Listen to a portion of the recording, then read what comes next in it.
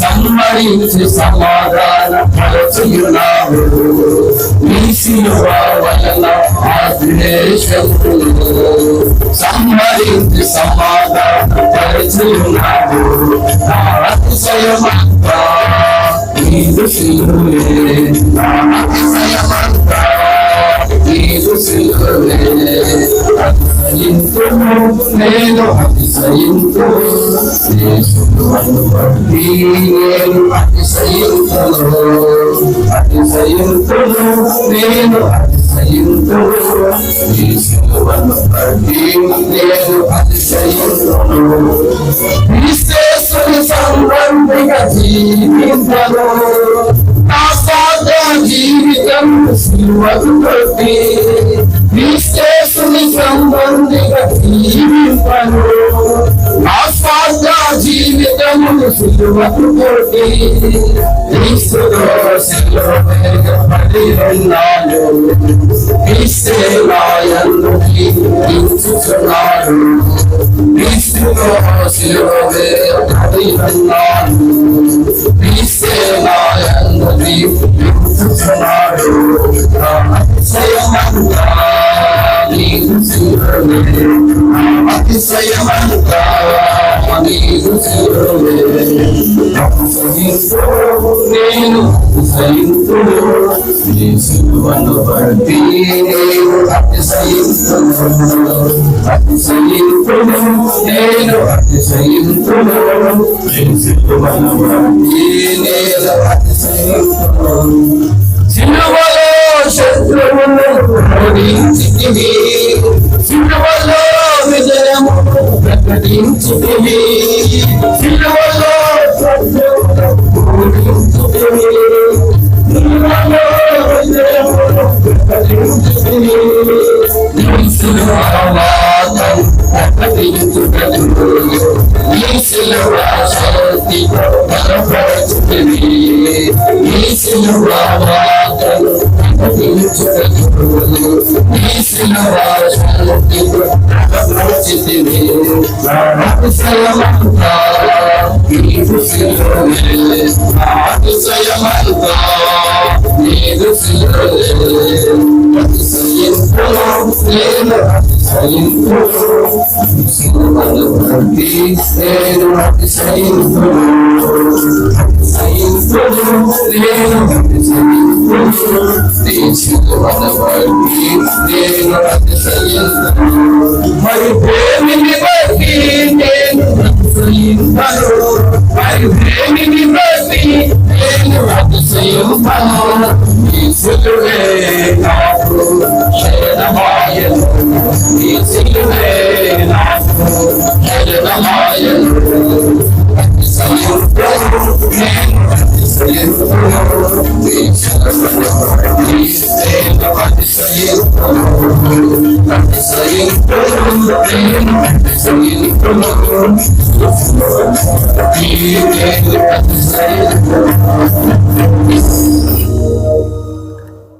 దేవుడు మనకి చక్కటి అవకాశం ఇచ్చాడు. ఎందుకంటే కొత్త పాటలు నేర్చుకునే అవకాశము. మరొక పాట పాడతాం మనము.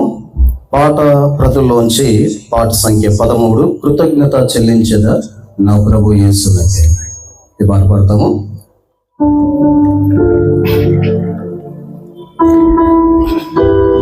పాటలు చాలా జాగ్రత్తగా నేర్చుకోండి, లేకపోతే నా మీ సంఘాల్లో కూడా పాడడానికి ఎంత ఉపయోగపడుతున్నాయి. పాట సంఖ్య పాటల బ్రతుల్లోంచి పాట సంఖ్య 13, మొదటి వచనము చివరి వచనం పాడతాం. మొదటి వచనము చివరి వచనం.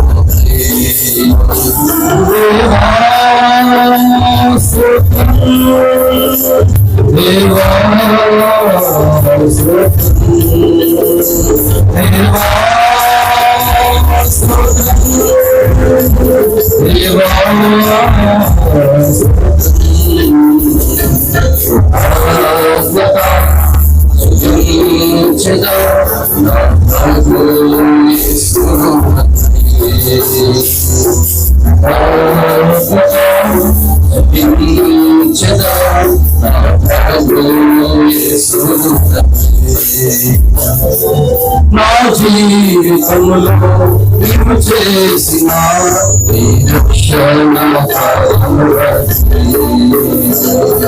నా జీవితంలో నీవు చేసిన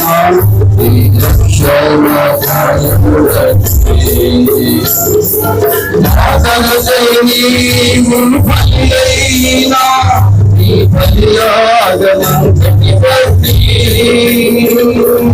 నా కొరకై నీవు బలియైనా నీ బలియాగమంతటి బట్టి నీ బలియాగమంతటి బట్టి నీ బలియాగమంతటి బట్టి దేవా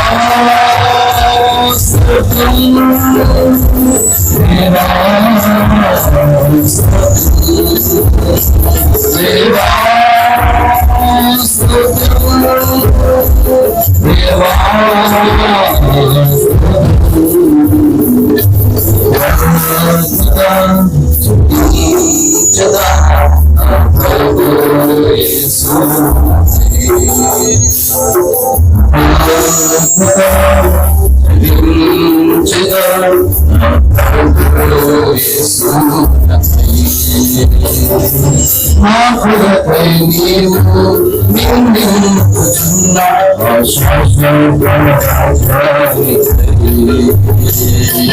నా కొరకై నీవు నిందించుచున్న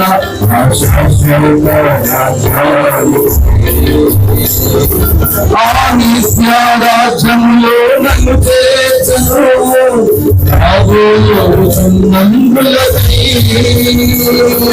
ఆ నిత్య రాజ్యములో నన్ను చేర్చును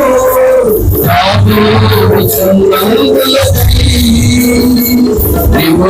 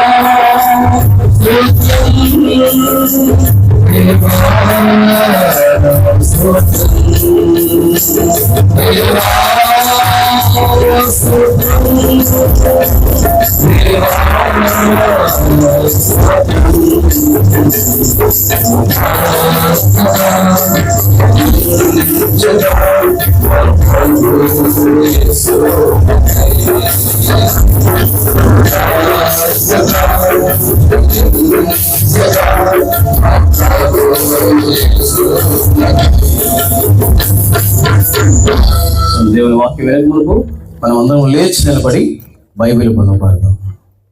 సమయంలో మీ ముందున్న స్థలంలోనికి రావాలి. ఎవరి ముందు కూడా ఖాళీ స్థలం ఉండడానికి వీలేదు. దయచేసి సహోదరులు అయితే ఈ రెడ్ కార్పెట్ చివరి వరకు కూడా కూర్చోండి. ఈ రెడ్ కార్పెట్ చివరి వరకు కూడా కూర్చోండి. ముందుకు జరగండి. వెల మాట బంగారు మాట ఇవాళ మనం పాడదాం.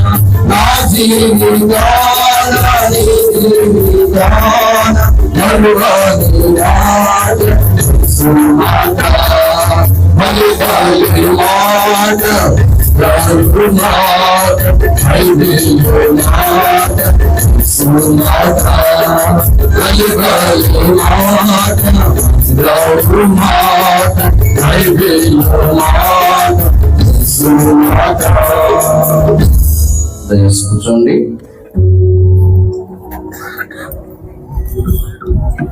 ఎవరు మీ పిల్లలు బయటికి పరిగెడతానికి మీరు అనుమతించకూడదు. చాలా జాగ్రత్తగా దేవుని వాక్యం వినాలి.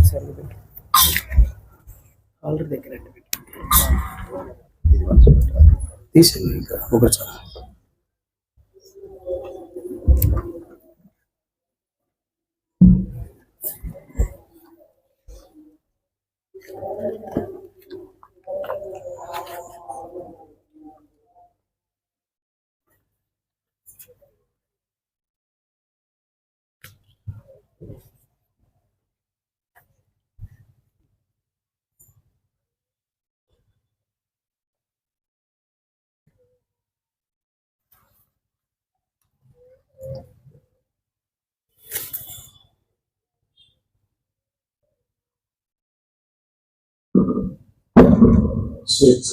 గలతీ పత్రిక 6వ అధ్యాయం 14వ వచనం మనం తెలుసుకోవాలి. Galatians chapter 6, reading all together verse 14.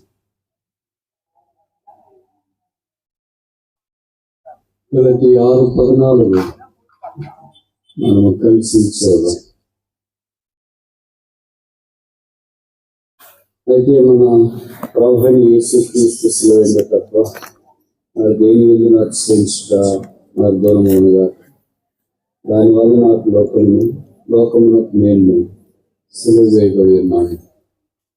మన ప్రభువైన యేసుక్రీస్తు శిలువ అతిశయించుట.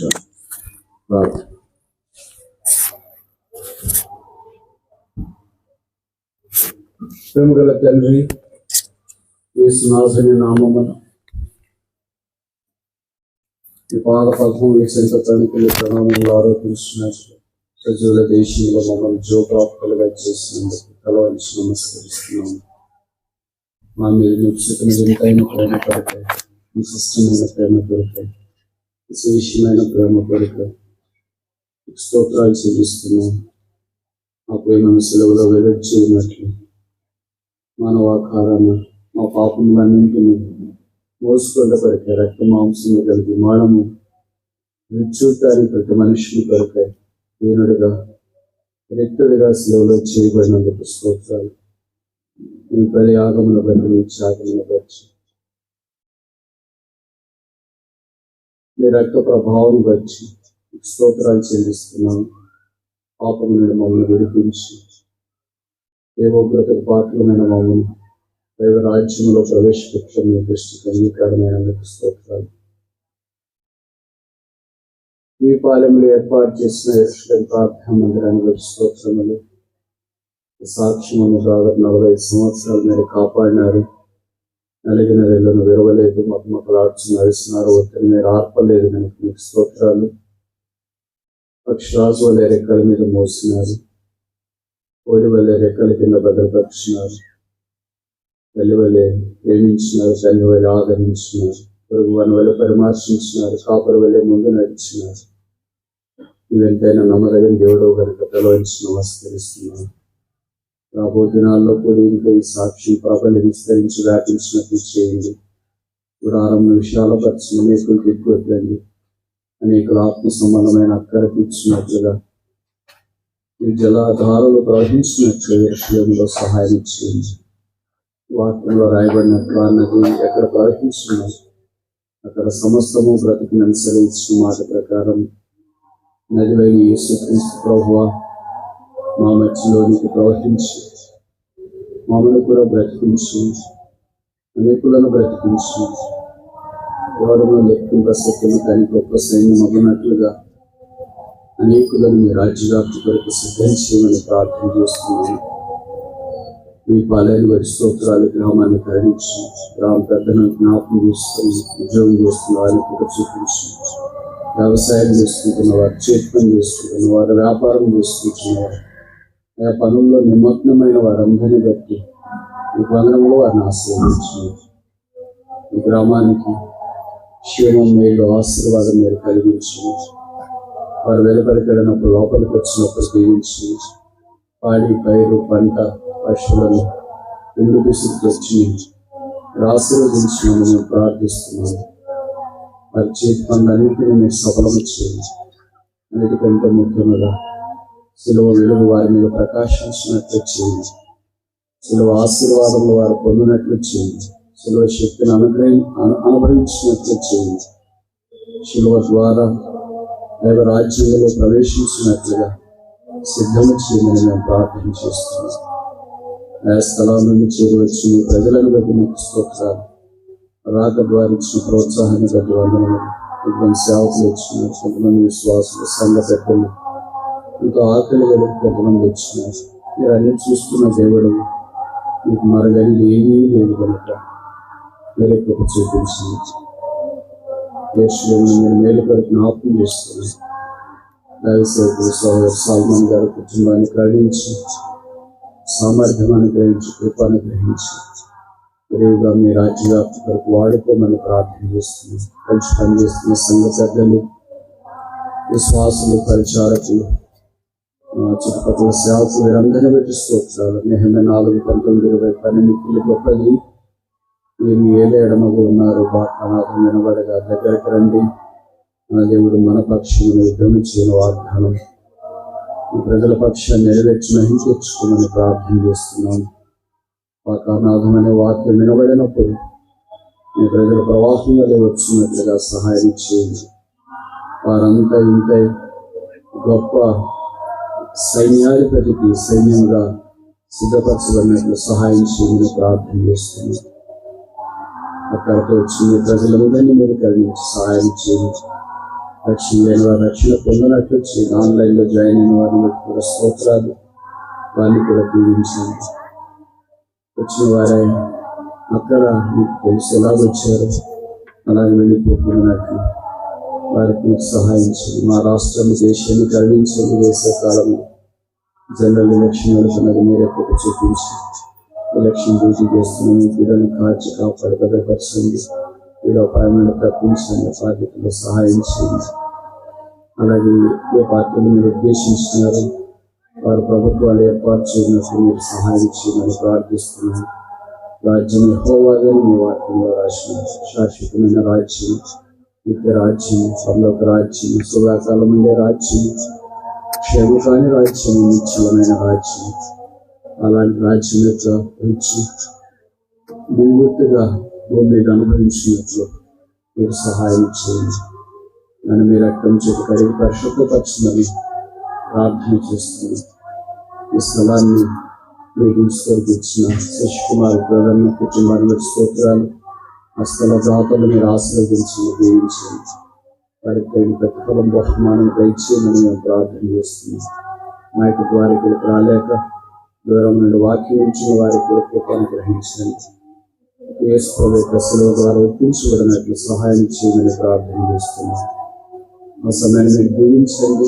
3 దినాలు మంచి పూర్తయిన వాతావరణం ఇచ్చినారు. Video appointment తప్పించినారు, కాపాడినారు. సన్ని మా మధ్యలో ఇచ్చినందుకు వందనాలు.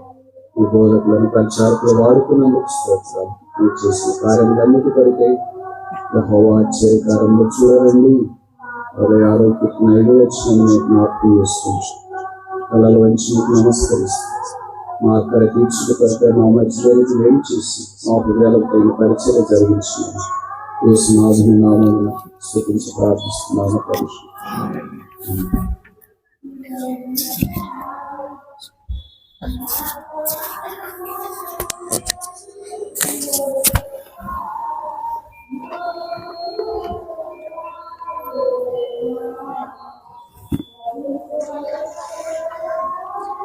యేసుక్రీస్తు శిలువ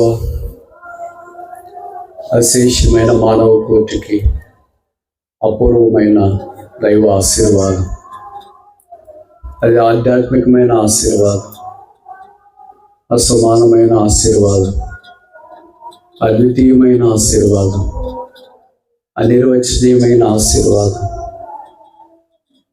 అసంఖ్యాకమైన ఆశీర్వాద సంపద. యేసుక్రీస్తులోని ప్రవేశించుట కొరకై ప్రతి మానవుడు మొదట శిలువను దర్శించడం ఆవశ్యం. ఆ శిలువ మానవ కోటి కొరకై దేవుడు ఏర్పాటు చేసిన పరలోక సోపానం. ఆ శిలువ ధ్యానాలు ఈ 3 దినాలు ధ్యానించిన ముగించడం వల్ల కాదు. 40 రోజులు 2 డేస్లో ధ్యానించినా ముగించడం వీలు కాదు. జీవితాంతం అలాగే ఆలోచించినా అది వీలు కాదు. అది దేవుని యొక్క మర్మం. అయినను ఆ శిలువ శక్తి ద్వారా మనం పొందిన ఆశీర్వాదాలు అమోఘం గనుక తరచుగా వాక్యమును ఆధారం చేసుకుని ఆ శిలువ ఆశీర్వాదాలు కొన్ని మనం పరిగెరుకునుట మన ఆధ్యాత్మికమైన జీవితానికి క్షేమము మేలు అన్న సంగతి ఎరగదము. ఆ కారణాన ఈ యెరూషలేము 45వ వార్షికోత్సవ సందర్భాన మన ప్రభువైన యేసుక్రీస్తు శిలువ యందు అతిశయించుట అనే మాటను గురించి కొన్ని సంగతులు మనం నేర్చుకోవటానికి ఆరంభించున్నాం. మొదటి దినాన the pictures of the cross of Jesus Christ, యేసుక్రీస్తు ప్రభువు యొక్క శిలువ చిత్రపటాలు పాత నిబంధనను ఆధారం చేసుకొని కొన్ని విషయాలు మనం నేర్చుకున్నాం. ఆ తర్వాత prophecy of the cross of Jesus Christ, యేసుక్రీస్తు శిలువ ప్రవచనము అని జ్ఞాపకం చేయబడిన సంగతిని మనం ఆలోచించడానికి ఆరంభించున్నాం. మూడవది the power of the cross of Jesus Christ, యేసుక్రీస్తు శిలువ శక్తి పౌలు అపోస్తలుల జీవితంలో ఎలా కార్యకారి అయిందో గలతీ పత్రికను ఆధారం చేసుకుని కొన్ని సంగతులు మనం పరిగెరుకున్నాం. ఈనాడు సాయంకాలం the people of the cross, శిలువ దగ్గర ఉన్న ప్రజలు 4 స్త్రీలు, 1 పురుషుడు యోహాను. కొన్ని సంగతులు వారి గురించి సమయ హతబాటును బట్టి నేర్చుకోవటానికి ఆరంభించిన మీరు అనుమతిస్తే ఈ రాత్రి the purpose of the cross of Jesus Christ, యేసు శిలువ ఉద్దేశం, లూకాసు వార్త 23వ అధ్యాయాన్ని ఆధారం చేసుకుని ఒక 5 విషయాలు మనం పరిగెరుకోవటానికి ప్రయత్నం చేస్తాం. మొదటిది లూకాసు వార్త 23వ అధ్యాయం 12వ వచనం. Gospel according to doctor Luke chapter 23 verse 12. లూకాసు వార్త 23:12. అంతకుముందు హేరోదును పిలాతును ఒకరినొకరు శత్రువులయ్యింది. ఆ దినమనే కొడుకులు మిత్రులయ్యి. యేసుక్రీస్తు ప్రభువు శిలువకు అప్పగించబడే సందర్భం ఇది. బహుశా గురువారం రాత్రి జరిగిన సంఘటన. ఆయన శిలువకు అప్పగించాలని యోధులు మానక కేక వెళ్ళేస్తుండగా రోమా సైనికుల ఆధ్వర్యంలో పిలాతు హేరోదు అటు ఇటు యేసు ప్రభు వారిని పంపిస్తూ ఆ రాత్రి ఎలాగైనా వారి కేకలే గెలిచినాయన్నట్టుగా తీర్పు జరిగిన సంగతి క్రైస్తవ లోకానికి సుపరిచితం. శత్రువులైన వారు మిత్రులయ్యారు కనుక మొదటి శిలువ ఉద్దేశం ఏంటంటే ద ఫ్రెండ్షిప్, స్నేహం. శిలువ శత్రుత్వాన్ని రూపుమాపుతుంది, శిలువ స్నేహాన్ని ఆరంభిస్తుంది, శిలువ ద్వారా స్నేహము చిగురుస్తుంది, శిలువ ద్వారా స్నేహము వృద్ధి పొందుతుంది, శిలువ ద్వారా స్నేహము పరిగణిస్తుంది, శిలువ ద్వారా స్నేహము పరిపక్వతలోకి తీసుకురాబడుతుంది. No cross, no friendship. శిలువ లేకపోతే దేవుడితో మనకు స్నేహము లేదు. వాక్యంలో మనం చూసేది హేరోదు, పిలాతు. మత్తయి సువార్త 2వ అధ్యాయంలో కనిపించే హేరోదు, ఇక్కడ కనిపించే హేరోదు భిన్నం. ఇద్దరు ఒకళ్ళే కాదు. హేరోదు అనేది రాజుగా వారికి ఇచ్చే బిరుదు. మత్తయి సువార్త 2వ అధ్యాయంలో తూర్పు దేశ జ్ఞానుల హేరోదు దగ్గరికి వచ్చి, యూదుల రాజుగా పుట్టినవాడు ఎక్కడ, మేము ఆయన్ను పూజింపవచ్చితిమే అన్నారు. నేనుండగా మరొక రాజు ఈ భూమి మీద ఉద్భవించడం అసంభవం. ఉగ్రరూపుడయ్యాడు. 2 సంవత్సరాల లోపున్న ప్రతి మగపిల్లవాడిని సంహరించాలని ఆజ్ఞ జారీ చేసినాడు. దేవుని అనాదికాల సంకల్పాన్ని బట్టి యేసు ప్రభు యొక్క భౌతికమైన తల్లిదండ్రులు అక్కడి నుండి బయలుదేరి ఐగుప్తుకి వెళ్ళి వాడాన్ని తప్పించుకున్నారు. ఇక్కడ నేను చెప్పదలుచుకున్న సంగతి ఏంటంటే, చంపాలి అని రాజు యేసుక్రీస్తు ప్రభు వారిని ఉద్దేశించినాడు, చంపలేకపోయాడు. ఎవరిని చంపాలనుకున్నాడు, ఆయన చంపలేదు. చంపాలని ఆజ్ఞించి ఆయనే చనిపోయాడు.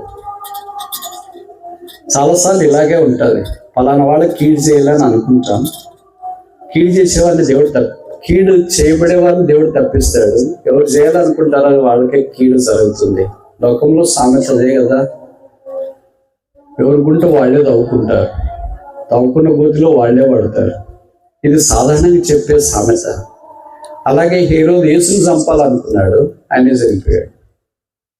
అయితే ఇప్పుడు యేసు తిరిగి కార్యసిద్ధి కలిగించబట్టి కొరకు కార్యక్రమాల్లో ముందుకు సాగిపోతున్నప్పుడు వచ్చిన హేరోదు కొత్త ఆయన యేసు ప్రభు గురించి చాలా సంగతులు విన్నాడంట. ఆశ్చర్యకరాలు చూడాలనుకున్నాడు, యేసు ప్రభు చూసి సంతోషించాలనుకున్నాడు. మత్తయి సువార్త 2వ అధ్యాయంలో హేరోదు ఏమనుకున్నాడు, యేసు ప్రభు మా వర్తమానం వినిన వెంటనే కలవరపడ్డాడు. బైబిల్లో రాయబడింది యెరూషలేము అంతే కలవరపడింది. కానీ ఈ హేరోదు ఏమనుకున్నాడు, యేసును చూడాలని అనుకున్నాడు, యేసు మాటలు వినాలని అనుకున్నాడు. యేసు బట్టి పిలాతు, హేరోదు స్నేహితులయ్యారు. That is the power of the cross. శిలువ శక్తి ఏంటంటే శత్రువులను మిత్రులుగా చేస్తుంది. బైబిల్ సెలవిస్తుంది, రోమాపత్రిక 5వ అధ్యాయం, దేవుడు మన ఎడ తన ప్రేమను వెల్లడిపరుచున్నాడు. ఎట్లనగా మనం ఇంకనో బలహీనమై ఉండగా, మనం ఇంకనో భక్తిహీనమై ఉండగా, మనం ఇంకనో పాపులమై ఉండగా, మనం ఇంకనో శత్రువులమై ఉండగా యుక్త కాలంలో క్రీస్తు చేసి మన కొరకు చెప్పి. మీరు ఊహించండి, ఒక మనిషికి ఒక మనిషి శత్రువు అయితే ఎంత కష్టం. భర్తకు భార్య శత్రువు అయితే, భార్యకు భర్త శత్రువు అయితే ఎంత కష్టం. తల్లిదండ్రులకు పిల్లల శత్రువులు అయితే, పిల్లలకు తల్లిదండ్రుల శత్రువులు అయితే ఎంత కష్టం. సేవకుడికి ఎల్డర్స్కి శత్రుత్వం అంటే ఇంకెంత కష్టం. సాటైన మనుషులకే శత్రుత్వం ఉంటే ఇంత కష్టం ఉంటే, మనకంటే గొప్పవాళ్ళు, వ్యాపారవేత్తలు, రాజకీయ నాయకులు, పలకబడి కలిగిన వారితో శత్రుత్వం ఉంటే ఇంకెంత కష్టం. వాళ్ళు గొప్పవాళ్ళు పెట్టుకుని అలాంటి గొప్పవాళ్ళతో ఎందుకు పెట్టుకున్నారు మీరు పోట్లాడని అంటారు కదా. ఇప్పుడు ఒక గొప్ప వ్యక్తితో పోట్లాడి పెట్టుకుంటే, ఒకవేళ మీరు ఏమైనా బయటకు మాట్లాడినా ఏమని, ఏదో జరుగుతుందిలే, ఉంటా పోతే పోతాను మీరు మాట్లాడినా, అటు దేవుడితో శత్రుత్వం. Enmity with God is no small task, no joke at all. దేవుడితో శత్రుత్వం పెట్టుకునే మనిషి బ్రతకగలడా, జీవించగలడా, ఆశీర్వదించబడగలడా? ముందుకు సాగిపోగలడా? ఇది సాధ్యమయ్యే పనేనా? బైబిల్ సెలవిస్తుంది, మనుషుల హృదయము మోసకరమైనది, ఘోరమైన వ్యాధి గలది. అలాంటి స్థితిలో ఉండి మనుష్యుడు దేవునికి విరోధి అయి, శత్రువై, మునికోలులకు ఎదురు తన్నతూ, దేవుని యొక్క మార్గమును అనుసరించక చెరుపు వేసి దేవుని వైపు రాకుండా దూరం అయిపోయిన మానవుని కరుణా సంపన్నుడైన దేవుడు కనికరించుట కొరకై ఈ భూమి మీదకి దిగి వచ్చినాడు. యేసు శిలువ రక్తమును బట్టి, శిలువ త్యాగమును బట్టి మనుషులకి గొప్ప స్నేహం వచ్చింది. అందుకే యేసుక్రీస్తు ప్రభు వారు రక్షించుకున్న తర్వాత అబ్రహాము దేవుని నమ్మెను, అది అతనికి నీతిగా ఎంచబడింది. So you become friend of God. అబ్రహాము దేవుని స్నేహితుడయ్యాడు. కొత్త నిబంధనలోకి వచ్చిన తర్వాత యోహాను సువార్త 15వ అధ్యాయంలో యేసు ప్రభు శిష్యులతో అన్నాడు, యు ఆర్ మై ఫ్రెండ్స్, మీరు నాకు స్నేహితులై ఉందురు. Foes became friends. That's what the cross converts. How tough it is to convert the foe into a friendship. ఒక శత్రువుని స్నేహపూర్వకమైన వాతావరణంలోనికి శిలువ మాత్రమే తీసుకుని రాగలదు, శిలువ మాత్రమే మార్చగలదు. అది యేసుక్రీస్తు మానవుని పక్షాన్ని చేసిన ఆధ్యాత్మికమైన గొప్ప ఆశీర్వాదం. ఈ రాత్రి ఇంకా యేసుని అంగీకరించకుండా, పాపక్షమాపణ పొందకుండా, మారమనసు పొందకుండా దేవునితో శత్రుత్వం పెట్టుకున్నట్లే అలాగుంటే ఎంతకాలం అలాగుంటావు? నీకు డబ్బు ఉండొచ్చు, ఘనత ఉండొచ్చు, చదువు ఉండొచ్చు, పేరు ప్రఖ్యాతులు ఉండొచ్చు, కులము నువ్వు ఏదనుకుంటున్నావు అదంతా ఉండొచ్చు, ఆరోగ్యం ఉండొచ్చు, అందచందాలు ఉండొచ్చు, అష్టైశ్వర్యాలు ఉండొచ్చు, ధనఘనతలు ఉండొచ్చు, వజ్ర వైడూర్య మరకత మానిక నీళ్ళ కెంపులు పచ్చలతో తులతూగుతుండవచ్చు, ఆరోగ్యవంతులై జీవిస్తుండవచ్చు. అయితే మరణం తథ్యం. ఆ మరణం వస్తే దేవునితో శత్రుత్వంలో ఉండి జీవిస్తూ ఆ మరణానికి లోనైపోతే బైబిల్ సెలవిస్తుంది, మనుషులు ఒక్కసారి మృతి పొందవాలని నియమించబడి ఉన్నది, అటు తర్వాత తీర్పు జరుగును. ఆ తీర్పులో మనుష్యుడా నువ్వు నిరుత్తరుడు అయి ఉన్నావు. ఆ తీర్పు నువ్వు పొందకుండానట్లు కరుణా సంపన్నుడైన దేవుడు నీ పాపములను యేసుక్రీస్తు ప్రభు వారి మీద మోపి సెలవులో ఆయనను అర్పించి వేసి, ఆయన దహనబలి, ఆయనే త్యాగమూర్తి. అందుకో భక్తుడు పాట రాశాడు కదా, ఎటువంటి యాగంబు చేసి యేసు నీ వలే నేనుందా నా కొరకై. See the depth of this song. పాట యొక్క లోతు మీరు చూడండి. ఎటువంటి యాగంబు చేసి యేసు ప్రభువా, నేను రక్షణ పొందటానికి అని చెప్పలే, నేను పరలోకానికి వెళ్ళటానికి అని చెప్పలే. రక్షణ ఒక చిన్న ఆరంభం మాత్రమే, మెట్టు మాత్రమే. మరి పరాకాష్ఠ ఏంటి? నీ వలే నేనుండునట్లు. అది పదప్రయోగం. ఒక చిన్న పదంలోని ఎలాగ దొరికిపుచ్చుకున్నాడో పరిశుద్ధాత్మ దేవుని ద్వారా. ఎటువంటి యాగం చేసే ప్రభువా నేను ఆశీర్వదించబడినట్లు అని చెప్పలేదు. ఎటువంటి యాగం చేసే ప్రభువా నేను దీవించబడినట్లు, ఎటువంటి యాగం చేసే ప్రభువా నేను పరలోకానికి వచ్చినట్లు, ఎటువంటి యాగం చేసే ప్రభువా నేను క్షేమం పొందనట్లు అని చెప్పలేదు. నీ వలే నేనుండునట్లు. నీ వలే నేనుండట్లో అన్ని మిళితమైపోయినాయి. All boxed in this particular word. యేసుక్రీస్తు ప్రభు వలె మనం ఉండాలని దేవుడు యేసుక్రీస్తు నీ భూమి మీదకి పంపించినాడు. కనుక శిలువ యొక్క మొదటి ఆశీర్వాదం ఏంటంటే, లేదా ఉద్దేశం ఏంటంటే ఫ్రెండ్షిప్, స్నేహం. మనుషులతో కాదు, లోకముతో కాదు, దేవునితో స్నేహం. ఎవరైనా అడిగారు అనుకోండి, ఎవరు మీ స్నేహితులు అని అంటే, మా స్నేహితులు మా ఇంటి పక్కనే ఉంటారు, మా కాలేజీలో ఉంటారు, మా దగ్గరే ఉంటారు, అసలు నాకు దిక్కు ఫ్రెండ్ తెలుసా వాళ్ళు అని మనం చెప్పుకుంటా ఉంటారు. వాళ్ళు మనకు అరవకూర చిన్న సహాయం చేయగలరేమో, కానీ ఆకాశం మహాకాశాల్లో పట్టజాలని దేవుడే మనకి స్నేహితులైతే ఎలాగుంటుంది? ఒక గొప్ప రాజకీయ నాయకుడికే మన స్నేహితులైతే ఎలా ఫీల్ అవుతాం? ఇక్కడికి వచ్చి కూర్చుంటామా? గొప్ప వ్యాపారవేత్తకే మనం స్నేహితులం అయితే అదానికో అంబానికో ఇక్కడికి వచ్చి కూర్చుంటామా? అంత టైం ఉంటుందా? ఇలాంటి వాళ్ళు ప్రపంచంలో కొన్ని వేల మంది ఉన్నారు, బిలియనీర్స్. వారందరినీ ఏకఛత్రాధిపత్యముగా మహత్తుగల మాట చేత ఏర్పాటు చేసిన, ఏర్చుకున్న, లేకపోతే నిర్వహిస్తున్న యేసుక్రీస్తు ప్రభు, రాజులకు రాజు, ప్రభులకు ప్రభువుకు యేసునందు విశ్వాసం ఉంచుతారో మన స్నేహితులమైన. ఇది భాగ్యం, ఇది ఆశీర్వాదం, ఇది ఘనత, ఇది భిక్ష, ఇది ఉద్దానం. రెండవ చూస్తామా? లూకా సువార్త Gospel according to Dr. Luke chapter 23. లూకాసు వార్త 23వ అధ్యాయం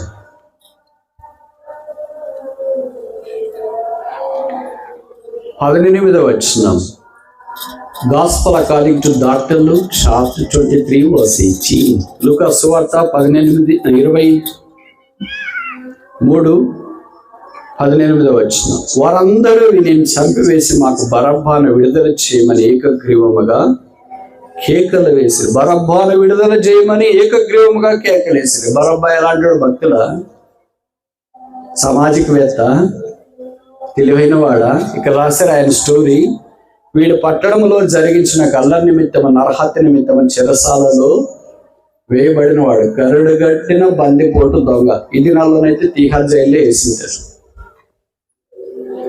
అలాంటి వాడిని మాకు విడుదల చేయండి, పస్కా పండుగలో ఒకరిని విడుదల చేయండి. వాళ్ళకి ఆనవాయితీ ఇదే కదా, బైబిల్లో నుండి తీసుకున్నాం. ఇప్పుడు కూడా మన ప్రభుత్వాలు ఆగస్టు 15 కానీ అక్టోబర్ 2వ తారీఖు గాంధీ జయంతికి కానీ జనవరి 26 కానీ ఈ పబ్లిక్ హాలిడేస్ సందర్భాన, జాతీయ పర్వదినోత్సవాల సందర్భాన సత్ప్రవర్తన కలిగిన కొంతమంది ఖైదీలను చెరసాల్లో నుండి విడుదల చేయడం ఆనవాయితీ. అది బైబిల్లో నుండి వచ్చింది. పస్కా పండుగ దినాల్లో అలా ఖైదీలను విడుదల చేయడం ఆనవాయితీ. ఈ పోని మనవాడు ఏమైనా సత్ప్రవర్తన కలిగి ఉన్నాడంటే ఏం సత్ప్రవర్తన లేదు. Same to same. లోపల ఎలాగున్నాడో బయట కూడా అలాగే ఉన్నాడు, బయట ఎలాగున్నాడో లోపల కూడా అలాగే ఉన్నాడు. ఏం మారలేదు. కానీ ప్రజలకు ఎవరు కావాలంటే యేసు ప్రభు కాదు కావాల్సింది, బరబ్బా కావాలా. బరబ్బా అంటే అర్థం ఏంటి? బర్ ప్లస్ అబ్బా. అబ్బా అంటే అర్థం ఏంటి? రోమపత్రికలు ఉంది కదా, తండ్రి. అబ్బా నాయనా, తండ్రి, సన్ ఆఫ్ ద ఫాదర్, తండ్రి కుమారుడు. ఎవరైనా తండ్రి కుమారులే కదా. ఎందుకో మరి ఈయనకి అలాంటి పేరు పెట్టాడు, తండ్రి యొక్క కుమారుడు అని. పేరు బాగుంది కానీ జీవితం బాగలేదు. చాలా మంది పేర్లు మంచి పెట్టుకుంటారు, జీవితం కూడా అలాగుంటే ఎంతో బాగుందో. అలాంటి వాడిని విడుదల చేయలేని వాళ్ళు వచ్చి కేకలేస్తున్నారు, మాకు బరబ్బా కావాలి. We want Barabbas, we don't want Jesus at all. యేసు మాకు అవసరం లేదు. మరి యేసుని ఏం చేయాలి? What shall I do with Jesus of Nazareth?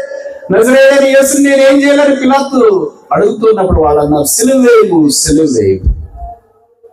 మరి బరబ్బాని సిలువేయద్దా, కొట్టొద్దా, శిక్షించొద్దా? వద్దు, విడుదల చేయండి.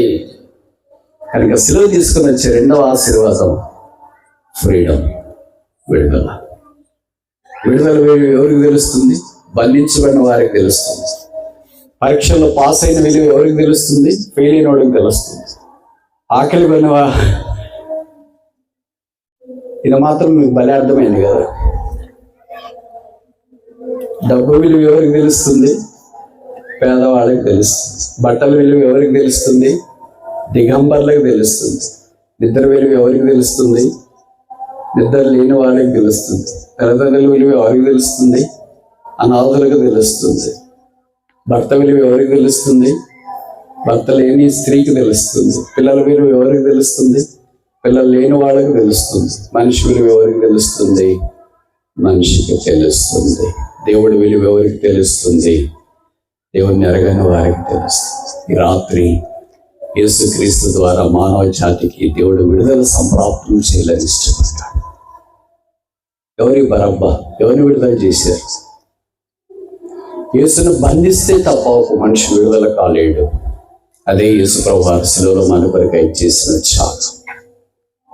విడుదల బంధించబడిన వ్యక్తికే తెలుస్తుంది. అందుకే మీరు కొన్ని ఫోటోలు కానీ, వీడియోలో కానీ, యూట్యూబ్లో కానీ చూసింటారు. ఇలాంటి జాతీయ పర్వదినాలప్పుడు సత్ప్రవర్తన కలిగిన ఖైదీలను విడుదల చేయడానికి ప్రభుత్వము ఒక జాబితాను విడుదల చేస్తే, ఆ సత్ప్రవర్తన కలిగిన ఖైదీలు విడుదల చేసిన తర్వాత చెరసాల్లో నుండి, జైల్లో నుండి బయటకు వస్తుంటే వాళ్ళ ముఖాల మీద దుఃఖం ఉంటుంది. అయ్యో ఎందుకు వస్తున్నాం బయటకు అనుకుంటారా?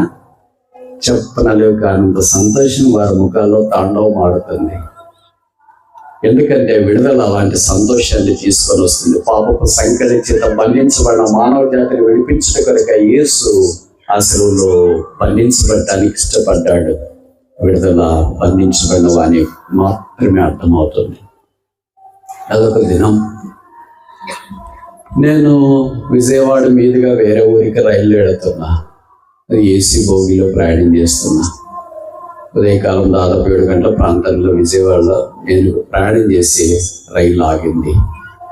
మీకు తెలుసు కదా, మన ఆంధ్రప్రదేశ్లో విజయవాడ చాలా పెద్ద రైల్వే స్టేషన్ కలిగింది.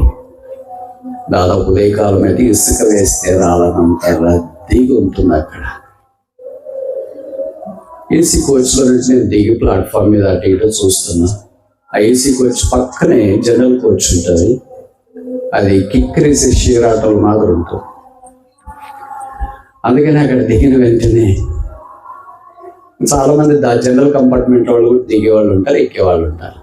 ఒక కుటుంబం, భార్య భర్త, ఇద్దరు చిన్న పిల్లలు అంటే టేబుల్ ఎత్తి అట్లా ఉంటారు అనుకో. ఆ ఇద్దరు పిల్లలను పట్టుకొని వాళ్ళు రైల్లోకి ఎక్కుతున్నారు, జనరల్ కంపార్ట్మెంట్లోకి. వీళ్ళందరినీ కాదని కొంతమంది ఉంటారు కదా వెండర్స్, అంటే ఇడ్లీ దోశ హాట్ వేడి వేడి వేడి వేడి గరం గరం గరం గరం అని వాళ్ళు ఇట్లా ప్లేట్ పట్టుకొని ట్రే పట్టుకొని ఇడ్లీలు అన్ని ఇటు పెట్టుకొని వాళ్ళు చేస్తే ఎక్కుతా ఉంటారు. వాళ్ళకి అసలు ఎక్కలేదు. ఎక్కేటప్పుడు ఏం జరిగిందంటే, ఈ కుటుంబం అని చెప్పాను కదా, భార్య భర్త పిల్లలు, ఆయన చెయ్యి దీనికి తగిలింది. ఆ ట్రే కింద పడింది, ఐటమ్స్ పడిపోయినాయి. ఇప్పుడు ఏం చేస్తారు వెండర్?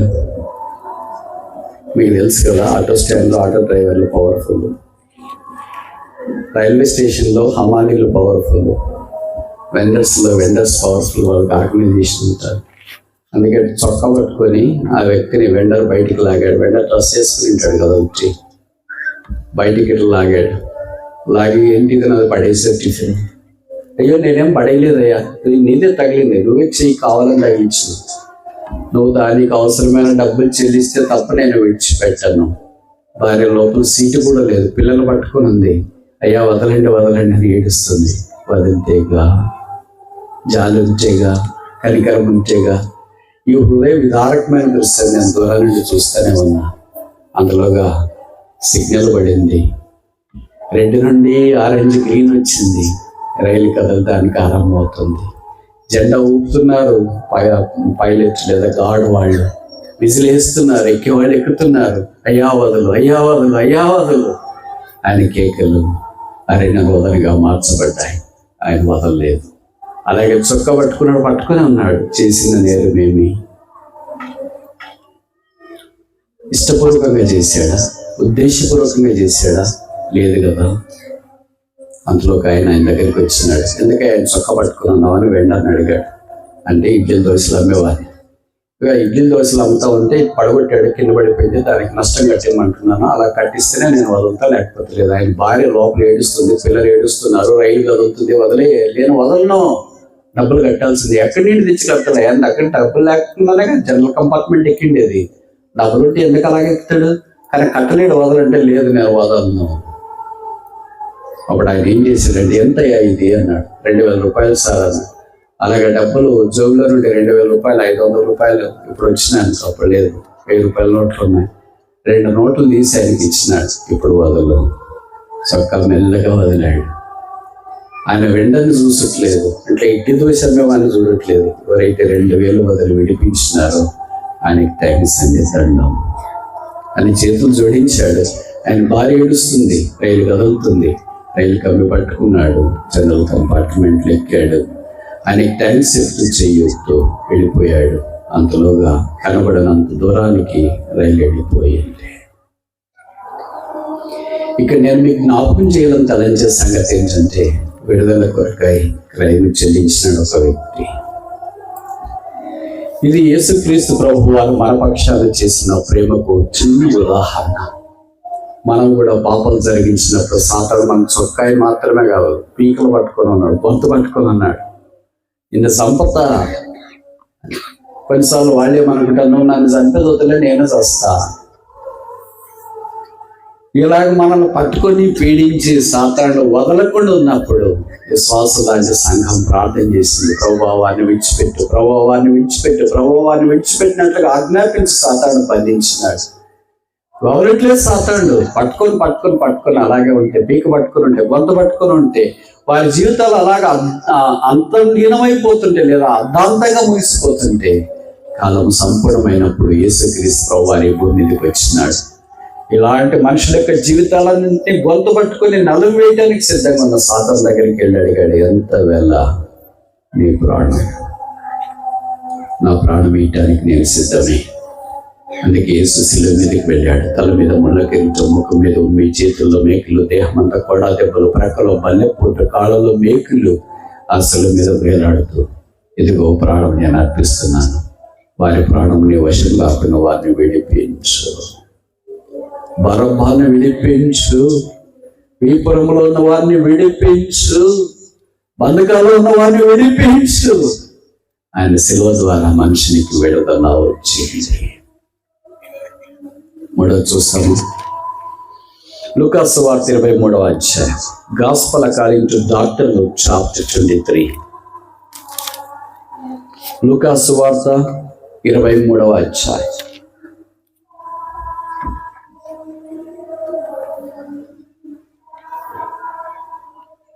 ముప్పై 34వ వచనం. యేసు, తండ్రి వీరేమి చేయించున్నారో వీరు ఎరుగరు కనుక వీరిని క్షమించమని చెప్పాను. వారు ఆయన వస్త్రములు పంచుకొండకై చీట్లు వేసిరి. యేసు ప్రభు వారు శిలువలో పలికిన 7 మాటల్లో మొదటి మాట ఇది. ఆఖరి మాటలు సాధారణంగా చాలా ప్రశస్తంగా ఎవరైనా వింటారు కదా. ఎవరైనా మన తాతయ్యో మామో నాయనమ్మ వాళ్ళని చనిపోయినారు అనుకో, వాళ్ళని మనం చూడటానికి వెళ్తే అడుగుతాం, చివరిలో ఏం చెప్పారు, ఎవరితో మాట్లాడారు, ఏమన్నారు, ప్రార్థన చేశారా, ఏం చెప్పారు చివరిలో? ఆ చివరి మాటల కొరకు మనం కనిపెట్టుకొని ఉంటాం, అడుగుతూనే ఉంటాం, అంటే మనం ఆశపడుతూనే ఉంటాం. అలాగే ప్రభు శిలువ మీద పలికిన 7 చివరి మాటలు ఒకటి, తండ్రి వీరు ఏమి చేయించున్నారో వీరు ఎరుగరు కనుక వీరిని క్షమించు. యేసుక్రీస్తు ప్రభు వారిని గురువారం రాత్రి హేరోదు పిలాతు అటు ఇటు తిప్పేసినారు. ఉదయకాలం 6 గంటలకు పిలాతు యేసును సిలువ వేయటానికి యూదులకు అప్పగించు. రాత్రి తీర్పు తీర్చాల్సిన అవసరం ఉందండి. మీరు చాలాసార్లు సోషల్ మీడియాలో, పేపర్లో చదువుతారు కదా, ఏ ఒక్క వ్యక్తికైనా నేరారోపణ చేయబడిన వ్యక్తిని రాత్రే నేరారోపణ రుజువు అయినట్లుగా చేసి రాత్రికే శిక్ష విధించేది మీరు చూసినారా, విన్నారా? పార్లమెంట్ మీద దాడి చేసిన వారికి కూడా అలాంటిది లేదు, టెర్రరిస్టులకు కూడా అలాంటిది లేదు, ద్రోహులకు కూడా అలాంటిది లేదు. వాళ్ళని పక్క నుంచి వారి పక్షాన లాయర్లు లేదా లీడర్స్ని ఏర్పాటు చేసి వాళ్ళ కేసు వాదిస్తుంటారు. అవి మాసాలు, సంవత్సరాలు గడిచిపోతుంటాయి. కొన్నిసార్లు అయితే ఎవరు కేసు వేసారో వాళ్ళు కూడా గతించిపోయి ఉంటారు. ఇలా జరుగుతుంది కదా. 6000 సంవత్సరాల మానవ చరిత్రలో ఒకే ఒక్కడికి మాత్రం రాత్రికి రాత్రే నిర్దోషిని దోషిగా తీర్పిచ్చినారు. దీన్ని పేతురు రాసిన పత్రికలో ఆయన అన్యాయంగా తీర్పు పొందాడు. ఆయన వల్ల అన్యాయం తీర్పు పొందిన వాడు లేదు. ఏ చిన్న గొడవైనా చూడండి, మీరు ఇంటి దగ్గర అక్కడ ఇక్కడ ఏదైనా చిన్న గొడవ అయినా, పొలాల దగ్గర ఇళ్ళ దగ్గర కోర్టుకు పోతే కోర్టు వాళ్ళకి నోటీసులు, మీకే నోటీసులు ఇస్తుంది. వాళ్ళ లాయర్ పోతారు, మీ లాయర్ పోతారు, వాయిదాలు వేస్తుంటారు, వాయిదాలు జరుగుతూనే ఉంటాయి. కానీ ఇదేంటి రాత్రి ఏం దోషం చేశారు, ఏం నేరం చేశారు, ఏంటి రేపు తీర్పిస్తే కుదరదా? కుదరదా? జరగదా? అంటే మానవరీతే నేను ఇవన్నీ మాట్లాడుతున్నాను, కానీ దైవ నిర్ణయం ఏంటంటే యేసుక్రీస్తు ప్రభువారు మన కొరకై శిలువ మీదకి వెళ్ళాలా. రాత్రి పిలాతు తీర్పు దగ్గర ఉన్నప్పుడు ఆయన భార్య ఊతే ఇంట్లో నిద్రపట్టలేదు అనుకుంటానికి, అందుకే కళ వచ్చిందేమో, లేదా ఎక్కువ నిద్రపోయిందేమో. నేను అనుకోను ఎక్కువ నిద్రపోయింటుందని, ఎందుకంటే ప్రతిరోజు ఆయన రాత్రిపూట ఇంటి దగ్గర ఉండేవాడు. ఆ రోజే రాత్రిపూట ఇంటి దగ్గర లేకుండా న్యాయపీఠం దగ్గర ఉన్నాడు. చూడండి, ఎప్పుడు నైట్ డ్యూటీ చేయని భర్త ఒకరోజు నైట్ డ్యూటీకి పోతే భార్యకి ఎంత కలవరంగా ఉంటుంది. ఆయన రాత్రి ఎక్కడున్నాడో, ఎడబడుకుంటున్నాడో, ఏం చేస్తున్నాడో, దోమలు కలుస్తున్నాయో, తిన్నాడో లేదో, ఎట్లున్నాడో, ఏం కథని బహుశా చాలా కలవర పడుతుంటది. ఆయనేమో డ్యూటీలో నిద్రపోడు, ఈమెమో ఇంట్లో నిద్రపోదు. బహుశా కళ వచ్చింది. బైబిల్లో ఆఖరి కళ అదే. ఆ నీతిమంతుని జోలికి పోవద్దని స్లిప్ రాసింది. మీరు ఊహించండి, ఇక్కడ చూస్తుంటారు కదా మీరు, జడ్జి కోర్టు అంటే వాళ్ళు పోయేటప్పుడే మనల్ని పోనీరు. అలాంటిది రాత్రిపూట అక్కడ తీర్పు జరుగుతూ ఉంటే ఎవరైనా స్లిప్ పంపిస్తారా ధైర్యంగా? భార్య స్లిప్ పంపించింది అనుకోండి, జడ్జిమెంట్ జరుగుతుంది అక్కడ. పిలాతు దగ్గరికి వచ్చి ఆయన నిలబడ్డాడు, ఎవరు అటెండరు, ఏంటో వచ్చి నిలబడ్డావు, ఇలా తీర్పు జరిగేటప్పుడు నిలబడకూడదు అని తెలియదా అని ఏమనలేకపోయాడు. ఒకవేళ అన్నాడేమో, మేడం స్లిప్ పంపించింది సార్ అంటే ఆయన నోట జవాబు రాలేదేమో, ఏమైందబ్బా ఇంకా నిద్రపోలేదా ఏంటి అని అనుకున్నాడు. స్లిప్ చూసినాడు. ఆ నీతిమంతుని జోలికి వెళ్ళొద్దు. అరే షాకింగ్ రాసింది ఏంటి? ఎవరైనా వేరే వాళ్ళు రాశారంటే కాదు, నా భార్య రాసింది. హ్యాండ్ రైటింగ్ అది. సంబోధన ఉంటుంది కదా, అనే అది ఇది అని. బహుశా అలాంటి సంబోధన ఏమైనా రాసిందేమో, అందుకనే బాగా గుర్తుపెట్టేసాడు. ఏంటి ఇలాగ రాసి పంపించింది ఏంటప్పుడు? ఎవరు ఇచ్చినారా? మ్యామ్ ఇచ్చిందే. ఎక్కడి నుండి తెచ్చి? ఇంటి నుండి తెచ్చుకున్నా.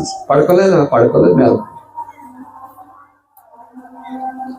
చరిత్రలో ఇదొక్కటే జరిగింది. మీరు ఎప్పుడైనా విన్నారా? ఎప్పుడైనా విన్నారా? ఒక న్యాయాధిపతి న్యాయపు తీర్పు వెలువరించే సమయంలో ఆయన భార్య న్యాయపు తీర్పులోనికి జోక్యం కలిగించడానికి స్లిప్ పంపించిందని విన్నారా? ఒక్కసారి 6000 సంవత్సరాల మానవ చరిత్రలో అదే పిలాతు భార్య. ఆమె యేసుక్రీస్తు ప్రభువును సిలువకు వెళ్లకుండా కాపాడాలని చాలా ప్రయత్నం చేసింది. మానవ దీక్ష. నేను అనుకుంటా ఆమె పేరు బైబిల్లో రాసింది. ఎంత బాగుంది. ఎక్కడైనా ఇలాంటి మీటింగ్లు పోయింటే కొత్త దంపతులు కూతురు పుట్టిన తర్వాత బ్రదర్ ప్రార్థన చేసి పేరు పెట్టాడు, మా పాపకని చేస్తారు. ఖచ్చితంగా నేను ఆమె పేరు పెట్టింటా. కొంతమంది పేర్లు ఎందుకు రాయలేవు, కొంతమంది రాయకనే అవసరం లేదు. లోతు భార్య, యోగు భార్య, వీళ్ళంతా వద్దు. కానీ పిలాతు భార్య లాంటి వాళ్ళ పేరు రాసింది ఎంత బాగుందని అనుకుంటాం. ఎందుకో పరిశుద్ధాత్మ రాయలేదు. ఇప్పుడు జరిగింది ఏంటంటే, ఆ రాత్రి యేసును సిలువ వేయటానికి అప్పగించిన. మీకు తెలుసు కదా, యేసుక్రీస్తు ప్రభు వారు భూమి మీద ఉన్నప్పుడు ఆయన ఎన్ని ప్రశ్నలు వేసినారు మనుషులు? ఇలా ప్రశ్న అడుగుతా. యేసుక్రీస్తు ప్రభు వారు భూమి మీద ఉన్నప్పుడు మనుషులకు ఆయన ఎన్ని ప్రశ్నలు వేసినారు? ప్రశ్నలు 5 రకాలు, మనుషులు 5 రకాలు. ఇప్పుడు ఎన్ని ప్రశ్నలు? పిలాతు ఆ రాత్రి యేసు ప్రభుకి ఎన్ని ప్రశ్నలు వేసినాడు? కనీసం 5 వేసాడు. మొదటి ప్రశ్న, art thou the king of Jews? యూదుల రాజు నీవేనా? ఒక రాజును పట్టుకొని ఒక అధిపతి అంటున్నాడు, నీవు రాజా అని. అధిపతి ఎక్కువ, రాజు ఎక్కువ? ఎట్లా చూడ, అన్యాయ తీర్పు. రాజుని తీర్పు ఇచ్చారంటే రాజు ఉండాలి కదండి. అధిపతిని పెట్టేశారు. ఈక్వల్ క్యాడర్ ఉండాలి కదా, ఆ ఈక్వల్ క్యాడర్ కూడా లేదు. యేసు ప్రభు వారు మనుషులు అడిగిన ప్రశ్నలన్నిటికీ జవాబు చెప్పలేదు. కొన్ని ప్రశ్నలకి ఆయన జవాబు చెప్పినాడు, కొంతమందికి ఆయన జవాబు చెప్పినాడు. ఆయన చాలా తెలివైన బోధకుడు కనుక అడ్డదిడ్డంగా అడిగే ప్రశ్నలన్నిటికీ జవాబు చెప్పాల్సిన పని లేదు. కొంతమంది వచ్చి అడుగుతారు కదా, యేసు ప్రభుని అడిగారు, అసలు నీకు ఏ అధికారం వల్ల నీకు బోధిస్తున్నావు? ఎవరు ఇచ్చారు నీకు పాప క్షమాపణ చేయమని అధికారం? ఎవరు ఇచ్చారు ఈ సంగతి? అంటే మనమైతే అయ్యో పర్మిషన్ చేసుకున్నాం. యేసు ప్రభు ఎంత తెలివైనడు అంటే ప్రశ్నకి ప్రశ్నతో జవాబు చెప్పుట తెలివైన సంగతి. అందుకే యేసు ప్రభు అన్నాడు, అసలు నన్ను అడగటానికి మీకెవరు అధికారం ఇచ్చినారు? Who gave you authority? యేసు ప్రభు యొక్క చరిత్ర ఆధ్యాత్మికంగా ఆశీర్వాదకరాన్ని మనిషి జాతికి తీసుకుని వచ్చింది. ఇప్పుడు పిలాతు వేసిన మొదటి ప్రశ్న, యూదుల రాజు నువ్వేనా? ఇదే జ్ఞాపకం చేస్తుంది. Speaks of the royalty of Jesus Christ. యేసు ప్రభు యొక్క రాజరికాన్ని జ్ఞాపకం చేస్తుంది. ఇప్పుడు 5 ప్రశ్నలు నేను చెప్పను, కానీ ఆఖరి ప్రశ్న చెప్తా. పిలాతు యేసు వేసింది, వాట్ ఈస్ ట్రూత్? సత్యం అనగా ఏంటి? It talks about divinity of Jesus Christ. యేసు ప్రభు యొక్క దైవత్వాన్ని జ్ఞాపకం చేస్తుంది. సత్యం అనగా ఏమో తెలియకుండానే సత్యమైన దేవునికి తీర్పు తీర్చడానికి సత్యము తెలియని వ్యక్తి తీర్పుగా ఉన్నాడు. ఇదేనా సమాజం అంటే? ఇదేనా తీర్పు అంటే? ఇదేనా గబ్బాత అంటే? ఇదేనా న్యాయస్థానం అంటే? ఇదేనా రాత్రి తీర్పు అంటే? సత్యం అనగా ఏమో ఆయనకు తెలియదు. యేసు ప్రభు అన్నాడు యోహాను 14:6, ఐ యామ్ ద ట్రూత్, నేనే సత్యం అన్నాడు. ఆ సత్యమైన యేసును తీర్పు తీర్చడానికి సత్యం ఎరగని వ్యక్తి, ఆ సత్యవంతుడు సింహాసనం మీద అన్నాడు. This is the whole story, holistic approach of the world. లోకం యొక్క దృక్పథం ఎలాగుంటుంది? వాళ్ళు అన్ని తెలిసినట్టు ఫీల్ అవుతారు, కానీ ఏం తెలియదు. కానీ 5 ప్రశ్నల్లో మొదటి ప్రశ్న రాయాలిటీ ఆఫ్ క్రైస్ట్, క్రీస్తు రాజరికాన్ని వారు ప్రశ్నించినారు. ఆఖరి ప్రశ్న ద డివినిటీ ఆఫ్ క్రైస్ట్, యేసు క్రీస్తు యొక్క దైవత్వాన్ని ప్రశ్నించినారు. విచిత్రం ఏంటంటే ఈ ప్రశ్నల వర్షం అంతట్లో కూడా యేసుక్రీస్తు ప్రభువు వారు ఏది అవసరమో అదే జవాబు చెప్పినాడు. ఈ ప్రశ్నలన్నీ పిలాతు విన్నా కూడా, అంటే కొన్ని జవాబులు విన్నా కూడా, పిలాతు ఈ ప్రశ్నలు వేసినా కూడా యేసుని సిలువ వేయకుండా ఆగలేదు. ఇప్పుడు 6 గంటలకు అప్పగిస్తే 6 నుండి 9 గంటల దాకా ఈ అప్పగించబడిన న్యాయస్థానం నుండి కల్వరి కొండ దాకా 3 గంటలు ఆయన మీద సిలువ మోసి ఊరేగింపుగా తీసుకుని వెళ్ళారు. ఊర్లో సిలువ మోయించుకుని ఊరేగింపుగా వెళ్తుంటే పక్కన వాళ్ళంతా ఏమనుకుంటారు, అయ్యో పోయిన ఆదివారము ఈయన గాడి పిల్ల మీద కూర్చోబెట్టి పట్టలు చేత పట్టుకొని జయము జయము హోసన హోసన అన్నారు. ఇప్పుడు ఇంటి ఆయన మీద సిలువ మోసేసి కోడలతో కొడతా రోమా సైనికులు కడగట్టిన వాళ్ళు వెనక ముందు అంతా చుట్టుపక్కల నిలబడి కేకలేస్తూ సిలువేయండి సిలువేయండి అని తీసుకెళ్తున్నారు. ఏంటి స్టోరీ? ఒక్క రోజులో ఓడలు బండ్లు అయితే బండ్లు ఓడలు అయితే ఏ నోర్లు అయితే ఆ దినాన్ని జయము జయము జయమన్నాడు, అదే నోర్లు ఇప్పుడు సిలువేమో సిలువేమో సిలువేమో అన్నారు. కానీ యేసు ప్రభు మారు మాట్లాడలేదు. కొంతమంది మిద్దెల మీద ఎక్కువ చూస్తున్నారేమో, చెట్లు ఎక్కువ చూస్తున్నారేమో, పక్కన కాలంలో నుంచి చూస్తున్నారేమో. ఈయన యేసు దయ్యాలు ఎడగొట్టినాడు మా ఊరికి వచ్చేసి. ఎందుకంటే పండగ పూట చాలా మంది వచ్చినారు అక్కడ, పస్కా పండుగ కదా, పండగ అంటే వచ్చడానికి ఎక్కువ మంది వస్తారు కదా, కిక్కరిసి వచ్చినారు. పండగ క్రైస్తవులు, పస్కా క్రైస్తవులు కాదు. వాళ్ళందరూ చూస్తున్నారు, ఈయన క్రీస్తు, మా ఊర్లో భోజనం పెట్టాడు, మా ఊర్లో వాక్యం చెప్పేశాడు, మా ఊర్లో చనిపోయిన వాళ్ళు లేపాడు, మా ఊర్లో పలానా కార్యాలు చేస్తున్నాడు. అయ్యో ఏం సాగు చూస్తున్నాడో చూడు, ఏం నేరం చేశాడు. ఏం సాధారణంగా ఎవరైనా అలాగే చనిపోతే దీనంగా మనం అదే అంటాం కదా, ఏం నేరాలు గొడవలు చేశాడో, పాము గారు చచ్చిపోయాడు కదా, ఏంకి నేరాలు గొడవలు చేశాడు, పలానా రోగం వచ్చి చచ్చిపోయాడు అంటానంట. అంటే దీనంగా చనిపోతే ఏదో నేరం చేసినాడని అనుకుంటాం. మరి ఆ 3 గంటలు 9 గంటల దాకా కల్వరి కొండ దగ్గరికి వెళ్ళాడు. అక్కడ ఆయన్ని సిలువ వేసినప్పుడు సిలువకు పైన ఆయన దేహాన్ని నుంచి కింద గొయ్యి తవ్వి ఆ సిలువని ఇలా కుదించి పక్కన రోమా సైనికులు ఉన్నారు, చేరి వచ్చిన సమూహం ఉంది. పరలోకమందు దేవుడు తన కుమారుని చూస్తున్నాడు, దేవదూతలు చూస్తున్నారు, పాతకాలంలో ఉన్న భక్తులంతా చూస్తున్నారు ఏం జరగబోతుందని. ఆయన నోరు తెరుస్తాడు, శపించబోతున్నాడేమో రోమా సైనికుల్ని, తిట్టబోతున్నాడేమో పిలాతును, ఏ రోజున ఏమైనా గద్దిస్తున్నాడేమో అని రకరకాలుగా చూస్తున్నారేమో. ఆయన పెదవులలో నుండి జాలువారిన అమృతం లాంటి మాటలు, తండ్రి మీరేమి చేయించున్నారో వీరి దగ్గర కనుక వీక్షించు. సిలువలో ఉన్నా కూడా తండ్రి అనే మాట పోలేదా? ఆయన నోట్లో నుండి బయటకు వచ్చిన మొదటి మాట లూకాసు 2వ అధ్యాయంలో, not that I must be my father's business, నా తండ్రి పని మీద ఉండవల్లని మీరు ఎరగరా? ఆయన నోట్లో నుండి మొదట వచ్చిన మాట తండ్రి, ఆయన నోట్లో నుండి చివరికి వచ్చిన మాట తండ్రి నీ చేతికి నా ఆత్మను అప్పగించుచున్నాను. This is the attachment of Christ with his father. క్రీస్తు తన తండ్రి అయిన దేవుడితో ఉన్న సంబంధం ఇది. క్షమాపణ, ఫర్గివ్నెస్ ఇక్కడ మనకు కనిపిస్తుంది. కనుక సిలువ తీసుకొని వచ్చిన 3వ ఆశీర్వాదం ఏంటంటే ఫర్గివ్నెస్, క్షమాపణ. ఇది నా మానవ జాతి కొరకై దేవుడు సిద్ధపరిచిన అమోఘమైన ఆశీర్వాదం, క్షమాపణ. ఇది ఎక్కడ దొరుకుతుంది? కొట్లలో దొరుకుతుంది, ఆన్లైన్లో దొరుకుతుంది, డిమార్ట్లో దొరుకుతుంది, రిలయన్స్ ఫ్రెష్లో దొరుకుతుంది. ఎక్కడ దొరుకుతుంది? కూరగాయలు దొరుకుతాయి, కిరాణా సరుకులు దొరుకుతాయి, మనిషికి అవసరమైన ఏదైనా వస్తువులు దొరుకుతాయేమో. కానీ మనం ఇది బహుశా టైప్ చేసినాం అనుకో, forgiveness, where is forgiveness available, మీరు గూగుల్లో టైప్ చేయండి. ఎక్కడ దొరుకుతుంది? గుంటూరులోనా, విజయవాడలోనా, ఇండియాలోనా, ఆసియాలోనా, అమెరికాలోనా? ఎక్కడ దొరుకుతుంది? ఇది ఒక్క సిలువ దగ్గర మాత్రమే క్షమాపణ దొరుకుతుంది. Forgiveness is the hallmark of Christianity. క్రైస్తవ్యంలో క్షమాపణ చాలా ప్రాముఖ్యమైనది. యేసు ప్రభువు శిలువ మీద 9 గంటల ఉదయాన వేలాడదీయబడ్డాడు. 12 గంటల దాకా ఆయన వెలుగులు, అంటే సూర్యుడు ప్రకాశిస్తున్నప్పుడు వేలాడదీయబడ్డాడు, శిలువ మీదే ఉన్నాడు. ఈ 3 గంటల్లో ఆయన 3 మాటలు పలికాడు. ఆ తర్వాత మధ్యాహ్నం 12 గంటలు మొదలుకొని మధ్యాహ్నం 3 గంటల దాకా దేశమంతా చీకటి కమ్మింది. సూర్యుడు అన్నాడు, నేను ఆయన చూడలేను, నా కళ్ళు మూసుకుంటున్నా. ఎంతసేపు మూసుకుంటాం? కొన్నిసార్లు అలాగే జరుగుతుంది కదా. మనం చూడలేని విమోత్సవమైన పరిస్థితి ఉంటే, చూడండి నేను చూడను, నన్ను అక్కడ తీసుకోవద్దు, యాక్సిడెంట్ జరిగింది అనుకో, అక్కడ తీసుకెళ్ళదు, నేను చూడను, ఆ బాధ నేను చూడలేను. 4వ దినాన దేవుడు సూర్యుని కలగజేశాడు కదా, పెద్ద జ్యోతిని భూమిని వెళ్ళటానికి. సూర్యుడు అన్నాడు, నన్ను కలగజేసిన లోకరక్షకుడు భూమికి ఆకాశానికి మధ్యలో వేలాడదీయబడతా బాధను అనుభవిస్తే అది నేను చూడలేను, అందుకే నేను కళ్ళ మూసుకుంటున్నా. ఎంతసేపు మూసుకుంటావు? గంట, 2 గంటలు, 3 గంటలు మూసుకున్నాడు. బైబిల్లో రాయబడింది, ఆ దేశం అంతటా గొప్ప చీకటి కమ్మాను. 3 గంటల తర్వాత తిరిగి సూర్యుడి కళ్ళు తెచ్చినాడు.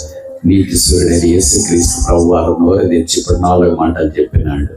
ఆ 4 మాటలు ఒక్క మాట, నా దేవా, నా దేవా, నన్ను ఎందుకు చేయి విడిచితివే. ఇప్పుడు నేను ఒక ప్రశ్న అడగవచ్చా మిమ్మల్ని?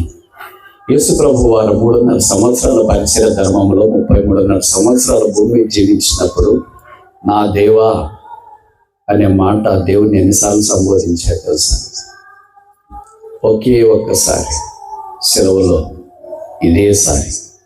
మిగతాటప్పుడు అంతా ఏమైనా సంబోధించారు తెలుసా? తండ్రి, తండ్రి, తండ్రి, తండ్రి, తండ్రి. కానీ మనిషిని యొక్క పాపం ఆయన మీద మోపబడినప్పుడు, వ్యసనాక్రాంతుడిగా, వికారుడిగా, చూడనల్లని వాడిగా, స్వరూపమైన సొగసైన లేనివాడిగా మార్చబడినప్పుడు తండ్రి తన కుమారుని విడిచిపెట్టినట్లుగా నిత్యత్వం మొదలుకొని నిత్యత్వం దాకా జరగని ఓ అనూహ్యమైన ఘటన జరిగింది. అది యేసు చూచాడు. ఆ సూర్యుడు చూడలేకపోయాడు. దేవుని చేతిలో నుండి కుమారుడు విడిచిపెట్టబడ్డ సూర్యుడు చూడలేక కళ్ళు మూసుకుంటే దేవుడు విడిచిపెట్టింది యేసు గుర్తించినాడు. అందుకే ఇప్పుడు నా తండ్రి అనట్లేదు, నా దేవా, నా దేవా, నన్నెందుకు చేయి విడిచితివి. దానికి దేవుడు ఏమి స్పందించలేదు. 53 చెప్పబడింది, అతను నలుగురుట యెహోవాకు ఇష్టమై. ఏ తండ్రి అయినా తన కుమారుని కొట్టడానికి ఇష్టపడతాడా? ఏ తల్లి అయినా తన కుమార్తెను కొట్టడానికి ఇష్టపడుతుందా? మీరు ఊహించండి, 9 నెలల కన్నా మీ పిల్లల్ని ఒక దెబ్బ కొట్టాలంటే చాలా కష్టం అనిపిస్తుంది కదా. ఇప్పుడు సెలవులు వచ్చినాయనుకో, వాడు క్రాయలు తీసుకుని గోడల మీద రాస్తుంటాడు, బొమ్మలు వేస్తుంటాడు. అదే సిలువ బొమ్మ, చర్చి బొమ్మ, ఏదో ఒకటి వేస్తాడు. చెడ్డలే వేయడు. గోడలు పాడైపోతారా, వేయొద్దు వేయొద్దు అంట. ఏం చేస్తాడు? ఎవరికి పిల్లలు లేరా? వేయొద్దు అంటే ఏం చేస్తాడు? ఇంకా ఎక్కువ వేస్తాడు. మనం చేయొద్దు అంటే ఇంకెక్కువ చేస్తాడు. తినొద్దు, ఐస్ క్రీము జలుబు చేస్తాడు, ఇంకెక్కువ తింటాడు. కూడినిక్కలు తినొద్దు, జ్వరం వస్తే తాగొద్దు అంటే ఇంకెక్కువ తాగుతాడు. ఎగరొద్దు, మంచం మీద నుండి కాళ్ళు పోతాయంటే ఇంకెక్కువ ఎగరతాడు. పైకి టేబుల్ మీదకి ఎక్కువ. ఏదైతే మనం చేయొద్దు అని అంటామో దాన్ని ఫుల్ డబుల్ యాక్షన్, స్ప్రింగ్ యాక్షన్లో చేస్తాం. ఇవన్నీ చూసిన తర్వాత కోపం వచ్చి తల్లిలో ఏదో ఒకటి చంప మీద కొట్టారన్న. కొట్టిన వెంటనే క్రాయనికి అంతా కింద పడేసి ఏడుస్తే ఎక్కడో పోయే దగ్గర కూర్చుంటారు. ఇప్పుడు తల్లిదండ్రులు ఏం చేస్తారు? ఏడుస్తున్నావా అని చలాకి తీసుకుంటారా, కర్ర తీసుకుంటారా, లేకపోతే ఇంకేదో దిండు గిండలు తీసుకొని వచ్చి కొడతారా? ఆ ఒక్కసారి కొట్టిన దెబ్బకి 9 నెలలు మోసి కన్న తల్లి యొక్క పేగులు తరక్కపోయి కుమార్ దగ్గరికి వెళ్ళి, సారీ బిడ్డ, కొట్టనన్నా అన్న, కొట్టాలి.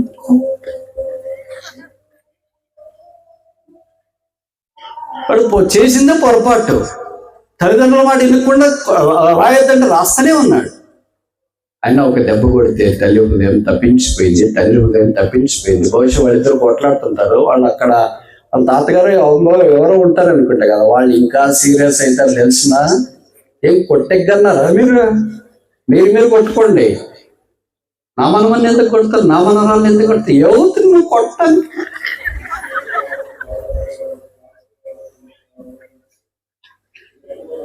ఎక్కువ మాట్లాడితే మీ ఇద్దరిని కొట్టి పంపిస్తున్నాను వాళ్ళు స్టార్ట్ చేస్తారు. వాళ్ళ దెబ్బకు భయపడే భవిష్యత్తు ప్రారంభమైపోతుంది. 9 నెలలు మోసి కన్న తల్లిదండ్రులు ఒక బిడ్డ పొరపాటు చేసినప్పుడు ఒక దెబ్బ కొడితే వారి కుటుంబం అంతా వేదన చెందుతుంది. కడుపులో పేగులు తాకపోతాయి. దేవుడు తన ఏకైక కుమారుణ్ణి, పాపం ఎరగని కుమారుణ్ణి, పాపము చేయని కుమారుణ్ణి, ప్రియ కుమారుణ్ణి, దావీదు కుమారుణ్ణి, ముద్దుల కుమారుణ్ణి, శ్రేష్ఠ కుమారుణ్ణి, అద్వితీయ కుమారుణ్ణి ఆ శిల మీద వేసినప్పుడు, తల మీద ముళ్ళ కిరీటం, ముఖం మీద ఉమ్మి, చేతుల్లో మేకులు, దేహం అంతా కోళ్ళ దెబ్బలు కొడుతున్నప్పుడు ఏ తండ్రి భరించగలడు ఈ వేదన? ఏ తల్లి భరించగలదు ఈ వేదన? చూడు, అక్కడ కొడుతుంది నీ కొడుకునే, ఉమ్ము వేస్తుంది నీ కొడుకు ముఖం మీదే, చేతుల్లో మేకలు దించుతుంది నీ కొడుకు చేతుల్లోనే, కోడలతో దెబ్బలు కొడుతుంది నీ కొడుకుని. ఏ తప్పు చేశాడని కొడుతున్నారు? కొరడాలతో, బత్యాలతో కాదు, కర్రలతో కాదు, కొరడాలతో. మీ ఊర్లో పశువులు ఉంటే వేరే పొలంలో పడి మేస్తుంటే కూడా దాన్ని కొట్టడానికి ధైర్యం చేయరే, కావాలని ఊరికి అట్లా అదిలించేసి దాన్ని పంపించేస్తారే. ఒక పశువును కొట్టడానికి కూడా పశువు యజమానికి చేతులు రావు. వీధిలో తిరిగే కుక్కను కూడా కొట్టడానికి కూడా మనిషికి చేతులు రావే. దేవుడు మానవుడిగా ఈ భూమి మీదకి వచ్చినప్పుడు ఆ దేవుని మనుషుడు కొట్టడానికి ధైర్యం చేయడం శోచనీయం కాదా? ఆ దినాన్ని ఒక మానవుడు ముళ్ళ కిరీటం పెట్టింది మనుషుని మీద కాదు, దేవుని తల మీద.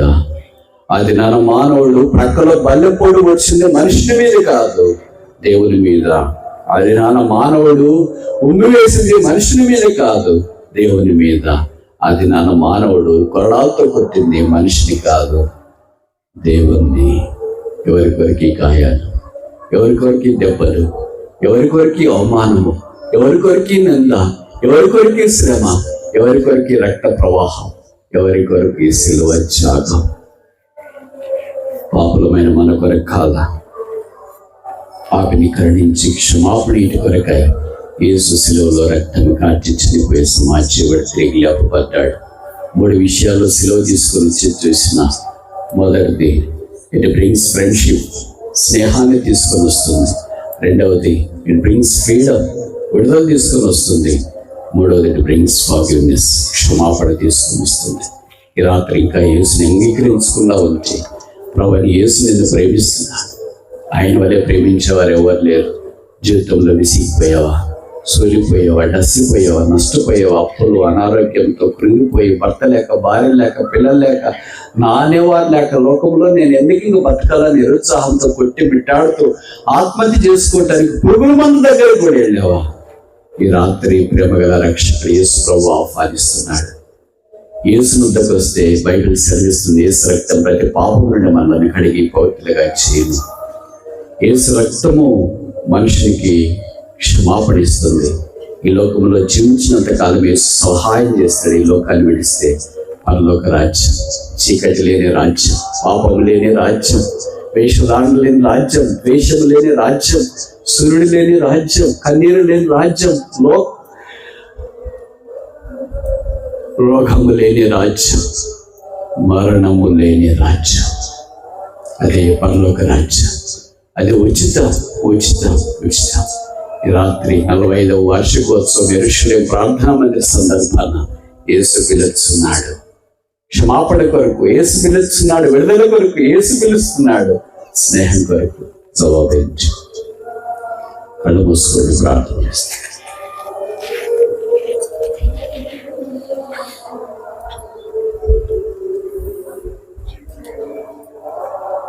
ఈ 3 దినాలు ప్రభు మంచి వాతావరణం మనకు అనుగ్రహించి మానవ హద్దుబాట్లు పరిచయం చేస్తూ వచ్చినాడు.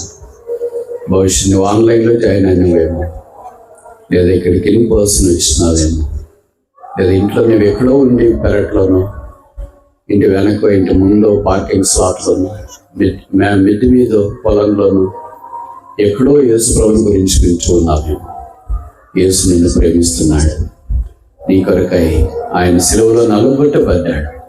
నీ కొరకై మడములు చూడటానికి ఆయన రక్తాన్ని కార్చినాడు. నీ కొరకై సమాధి చేయబడ్డాడు. నీ కొరకై 3వ దినాన్ని తిరిగి లేచి పరలోక స్థలంలో ఆశీనుడైనాడు. ఆ యేసు వద్దకు ఈ రాత్రి నీవు రావా? ఎంతకాలం నెమ్మది సమాధానం లేకుండా పాపంలోనే కొట్టిమిట్టాడుతూ పాతాళం వైపు పరుగులు తీస్తూ మాడాన్ని ఓడించలేక మరణాన్ని జయించి యేసును స్వీకరించడానికి నిరాకరిస్తుంటే యేసును అంగీకరించమని చేతులు జోడించి బ్రతిమలాడుతున్నా. యేసు ప్రభువా, నేను పాపిని, నా పాపాలు క్షమించు, నాకు కూడా క్షమాపణ దయచే అని యేసును హృదయమందు విశ్వసించినోడితో ఒప్పుకుంటే నీవు రక్షణ పొందుతావు. అలాంటి తీర్మానం నువ్వు చేసింటే మేము నీ కొరకు ప్రార్థన చేయడానికి వీలుగా మీ కుడి చేతిని తలపైగా కనబడేటట్టు ఎత్తి ఉంచండి. రక్షణ కొరకైన తీర్మానం. యేసు ప్రభువా, నా హృదయంలోనికి రా, నా పాపాలు క్షమించు అని హృదయంలో తీర్మానం చేసుకున్నవాడు మేము ప్రార్థన చేయడానికి వీలుగా మీ కుడి చేతిని తలపైగా కనబడేటట్టు ఎత్తి ఉంచండి. కుర్చీలో కూర్చున్నా, పార్కింగ్ స్లాట్లో కూర్చున్నా, కిచెన్లో కూర్చున్నా, మీరు ఎక్కడున్నా సరే సహోదరుల వైపు కొంతమంది సహోదరుల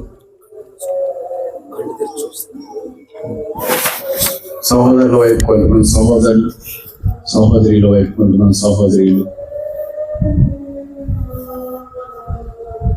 చెయ్యి కనపడేటట్టు ఎత్తి ఉంచండి, చెయ్యి కనపడేటట్టు ఎత్తి ఉంచండి. కళ్ళు తెరిసి అటు ఇటు చూడొద్దు. ఇది కళ్ళు తెరిచి చూసే ఎగ్జిబిషన్ కాదు. నీ చుట్టూన్న వారు, నీ పరిచయస్తులు, నీ కుటుంబ సభ్యులు యేసు మెరుగైన వారు బహుశా అలాగే లోకాన్ని విడిచిపెడితే పాతాళం దాని నుండి తప్పించబట్టి కొరకై దేవుడు సిద్ధపరిచిన మార్గం యేసుక్రీస్తు శిలువ. అది అంగీకరించినట్లుగా ఇద్దరు మీరు ప్రార్థన చేయండి. కార్డు తీసుకున్న వాళ్ళు ఛేదించండి, కార్డు తీసుకున్న వాళ్ళు ఛేదించండి, కార్డు తీసుకున్న వాళ్ళు ఛేదించండి. ఇంకెవరైనా యేసు ప్రభువా నా హృదయంలోనికి రా, నా పాపాలు క్షమించు, నా జీవితాన్ని మార్చు, నాకు సమాధానం నెమ్మదిని గ్రహించండి కోరితే మీ కుడి చేతిని తలకు పైగా కనబడేటట్టు ఎత్తి ఉంచండి. మీ దగ్గరికి కార్డు తీసుకుని వస్తారు. దేవుని అనుగ్రహ ఐశ్వర్య మార మనసు పొందటకు ప్రేరేపించడాన్ని, ఎరుగక ఆయన సహనాన్ని, దీర్ఘశాంతాన్ని దృఢీకరించడానికి ధైర్యం చేయొద్దు. యేసు ప్రభు నేను ప్రేమించి ఇక్కడికి తోడుకొని వచ్చినాడు, ఎలా వచ్చావు అలాగే వెళ్ళిపోవద్దు. రక్షణ యేసు ప్రభుదే, సమాధానం యేసు ప్రభుదే, ఆనందం యేసు ప్రభుదే, మార మనసు యేసు ప్రభుదే, పరలోక రాజ్యం యేసు క్రీస్తు ప్రభువే అనుగ్రహించేవాడు. ఉచితంగా దయచేయాలని కోరుతున్నాడు. దేవుని అనుగ్రహ ఐశ్వర్యం మారు మనసు పొందటకు నేను ప్రేరేపించుందని, ఎరుగక ఆయన సహనాన్ని తృణీకరించవద్దని మనవి చేస్తున్నాం. హృదయాన్ని కఠినం చేసుకోవద్దు, పర్లేదు అనుకోవద్దు, చూస్తాంలేని అనుకోవద్దు, ఇంకొక అవకాశం వస్తుందని అనుకోవద్దు.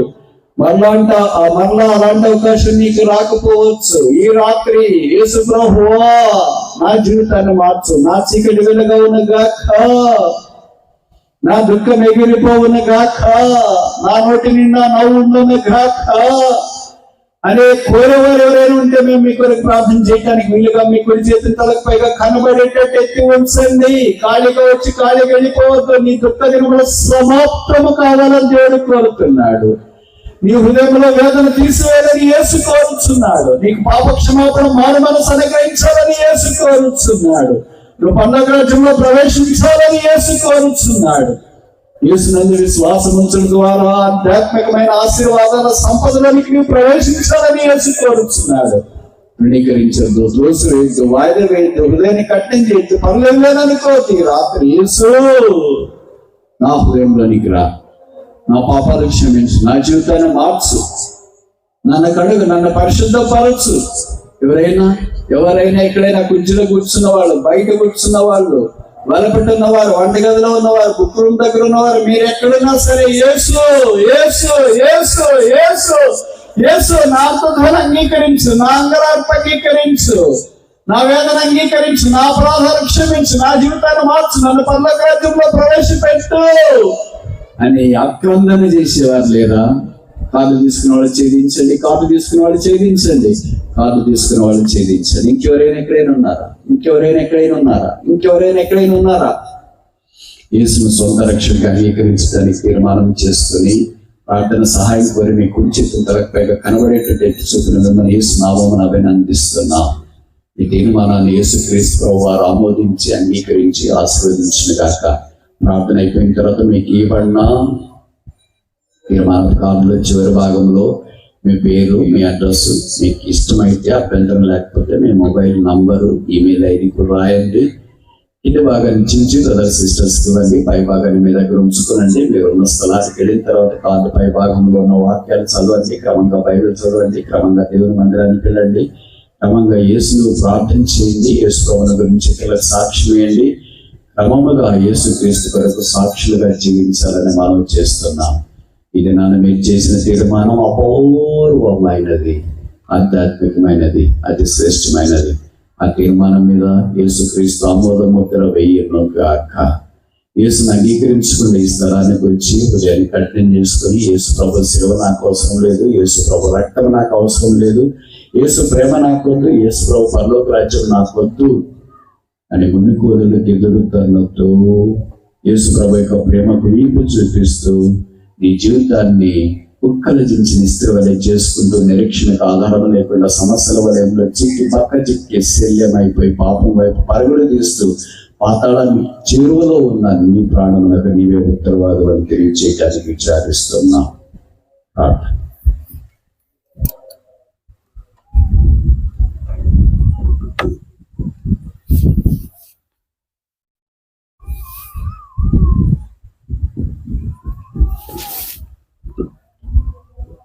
తండ్రి, పరిశుద్ధుడైన మా దేవ, ఆకాశ మహాకాశాలు పట్టుజాలి దేవ, సమస్త సృష్టికి ఆధారభూతుడానికి స్తోత్రములు.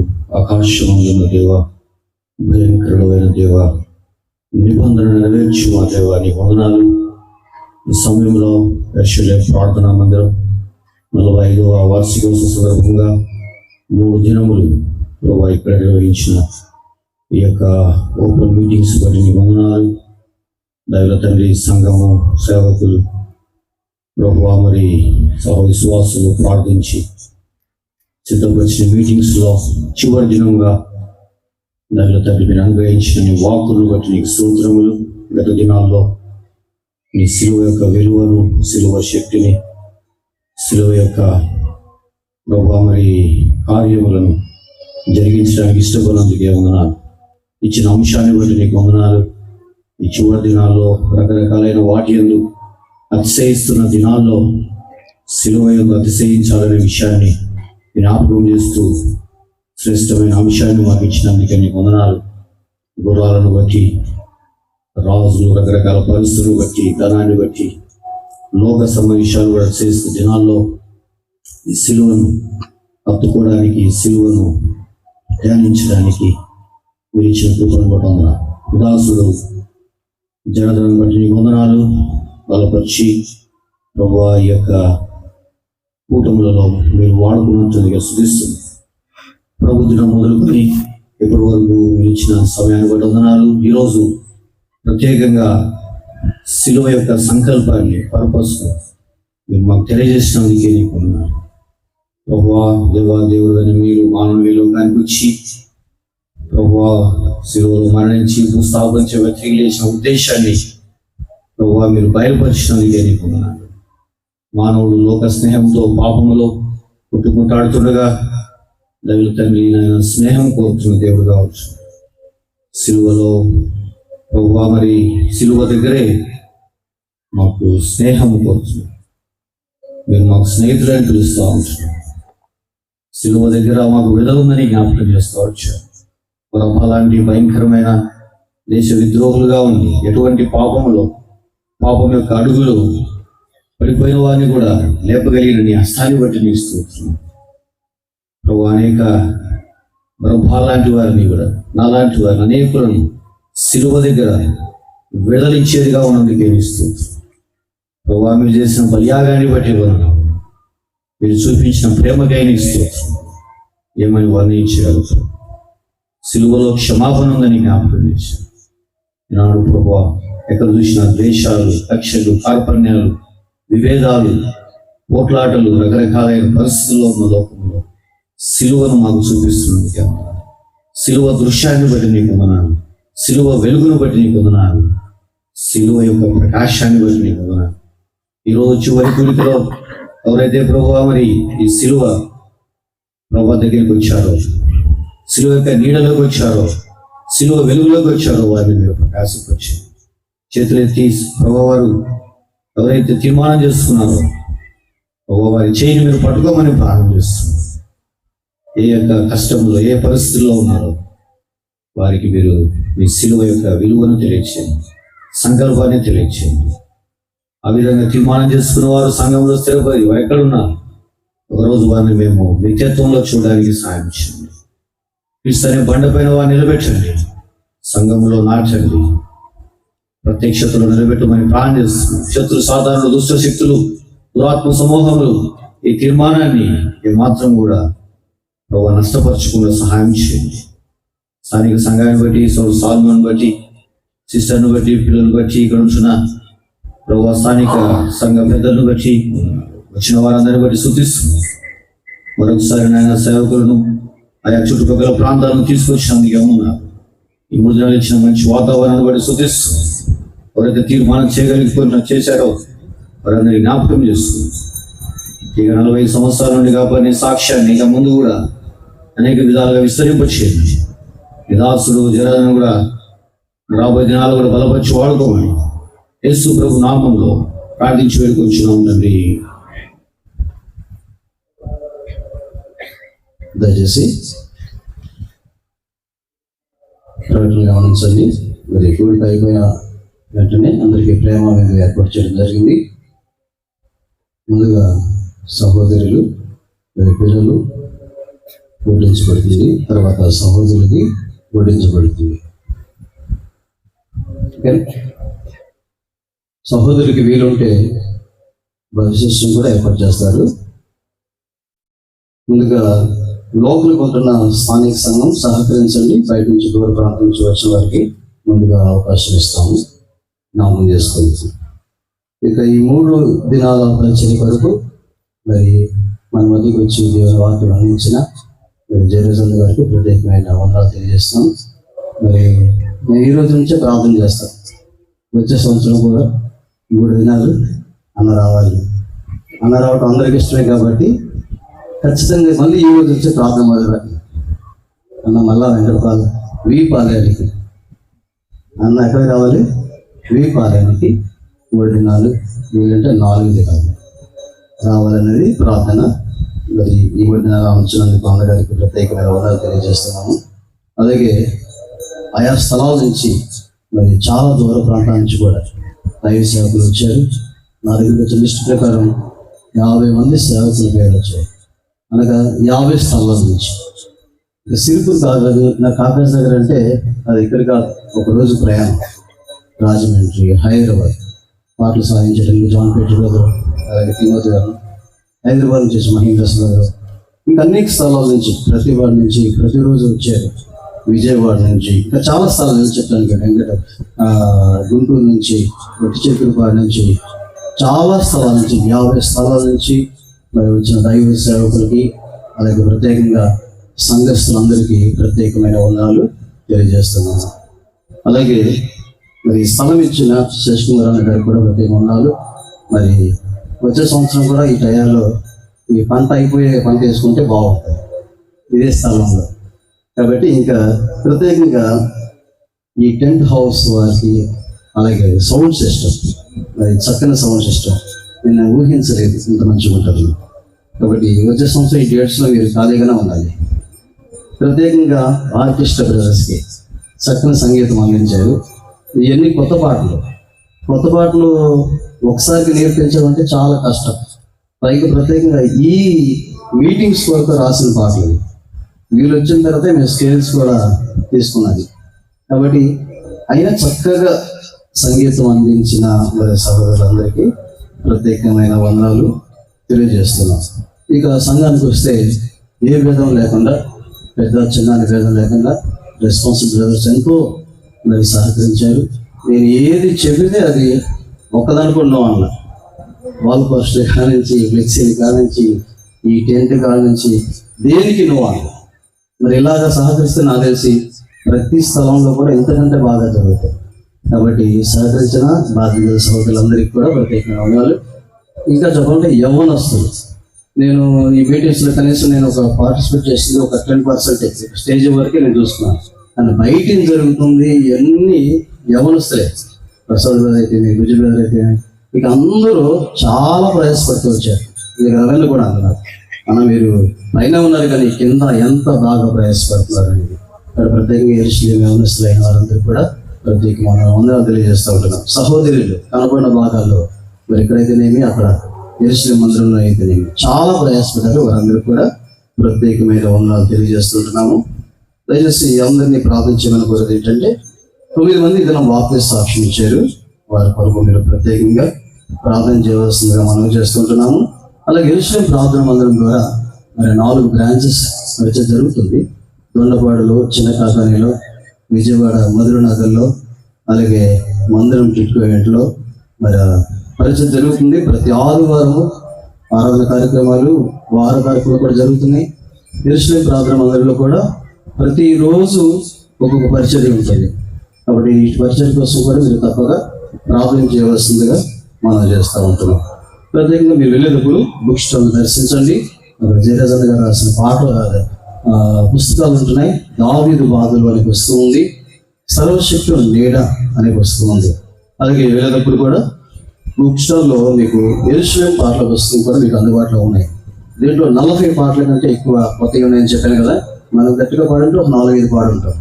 ఇంకా ఈ కొత్త పాటలు మీరు తెలుసుకోవాలనుకుంటే ఈ 3 దినాల వాక్యాలు మళ్ళా మీరు వినాలనుకుంటే చూడు, కింద మీకు యూట్యూబ్ ఛానల్ లింక్ ఇచ్చాను, Jesus second coming brother Salmon అని.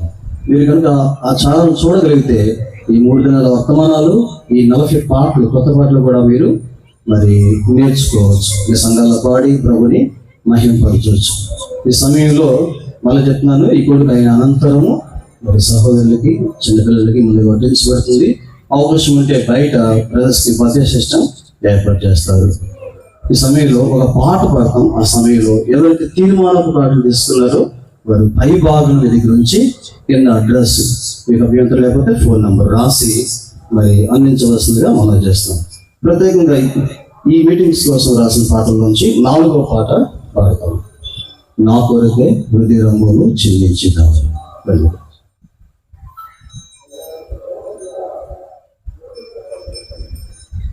ఈ పాట పాడే సమయంలో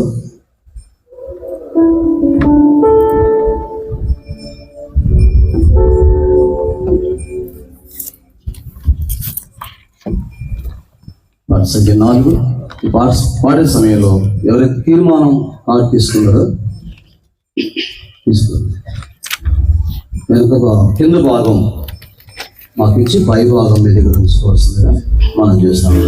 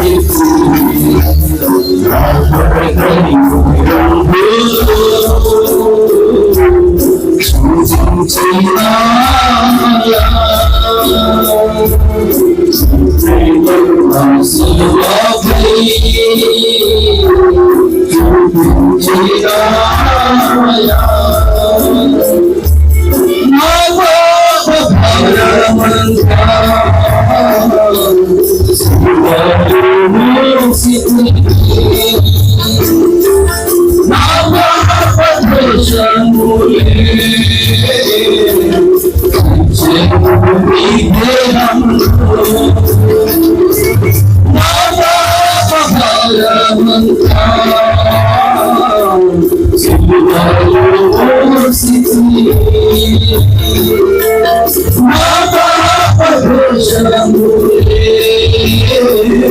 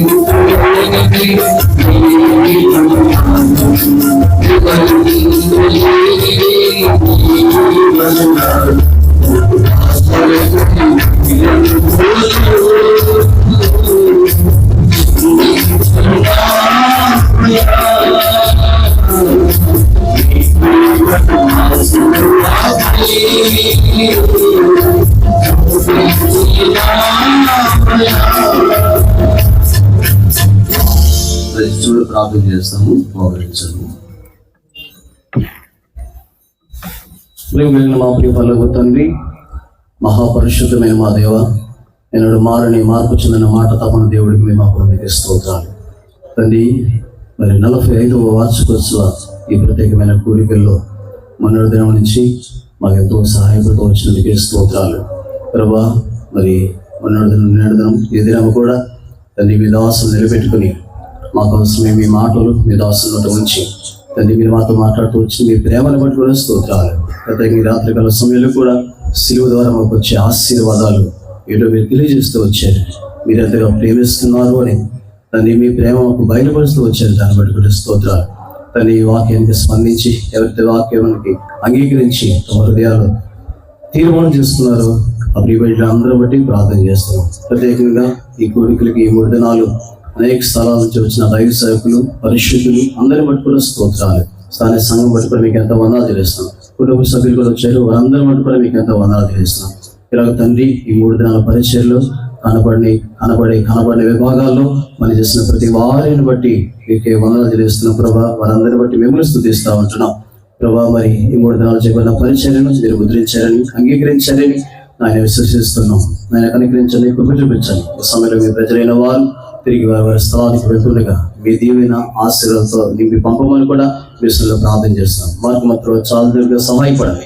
మీరు అక్కడ ఆలస్యమైతే తన విచ్ఛిత్తమైతే మరలా వచ్చే సంవత్సరం ప్రత్యేకమైన కోరికలు ప్రభావం కలిగి ఉండడానికి మీరు రావడానికి కొరకు సహాయపడమని కోరుకుంటూ వందనాలు స్తోత్రాలు చెల్లించుకుంటూ ఎవరి గురించి అయితే మర్చిపోతూ వచ్చామో వారందరిని బట్టి మీ విషయంలో జ్ఞాపకం చేస్తాం. కనికరించి మహిమ పొందమని కోరుకుంటూ విశ్వాసంతో మీ ప్రభుత్వం దగ్గరికి వస్తూ మహిమ ఘనత స్తుతి ప్రభావం మీకు ఆరోపించుకుంటూ అలాగే యేసు ప్రార్థన మందిరం ద్వారా జరుగుతున్న పరిచర్యలు ప్రభావ మరి బ్రాంచెస్ అనేక స్థలాల్లో జరుగుతున్న ఆరాధనలు వీటన్నింటి విషయంలో జ్ఞాపకం చేసుకుంటూ కనికరించమని కోరుతూ ముద్రించమని అంగీకరించి మహిమ పొందమని విశ్వాసం మీ ప్రభుత్వం దగ్గరికి వస్తూ యేసుక్రీస్తు వారి పరిశుద్ధమైన నామంలో స్తుతించి ప్రార్థన చేసి వేడుచున్నాము తండ్రి, ఆమేన్. మన తండ్రి అయిన దేవుని ప్రేమ, కుమారుడైన యేసుక్రీస్తు వారి కృప, పరిశుద్ధాత్మ దేవుని అన్యోన్య సహవాసం ఇప్పుడు ఎల్లప్పుడూ ఇక్కడ చేరిన వారికి సకల పరిశుద్ధులకి ఇతను బాప్తిస్మలో సాక్షించిన వారికి తీర్మానం చేసుకున్న వారికి విదాసునికి ప్రభు రాకడ వరకు తోడై ఉండి నడిపించగాక. ఆమేన్. నెమ్మది ఉంది యవ్వాని శాంతి ఉంది, ఎచ్చటలేని నెమ్మది ఉంది యవ్వాని శాంతి ఉంది. సిలువ చింతపురా, సిలువ చింతపురా, సిలువ చింతపురా, సిలువ చింతపురా,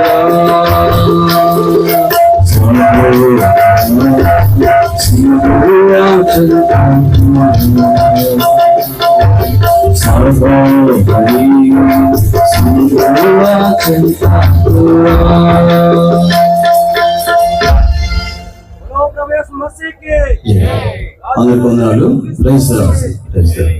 దయచేసి మరి లేచినట్లయితే ఇక్కడ మీకు భోజనం కొరకు ఏర్పాటు చేస్తారు. మరొకసారి అందరికీ ప్రభు నామములో మీ అందరికీ వందనాలు తెలియజేస్తాం. Praise the lord.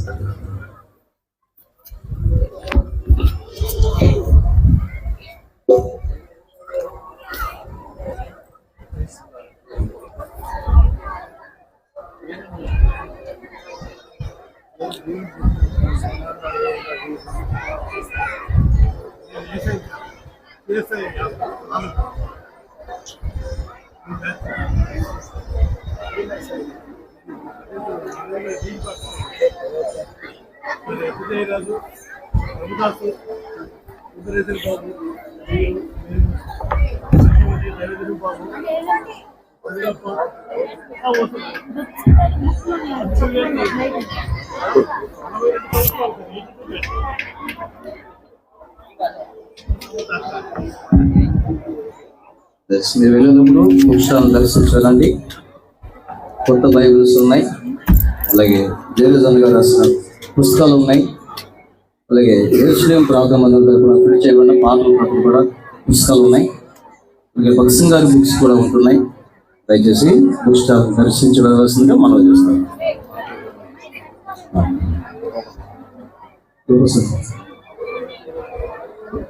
సార్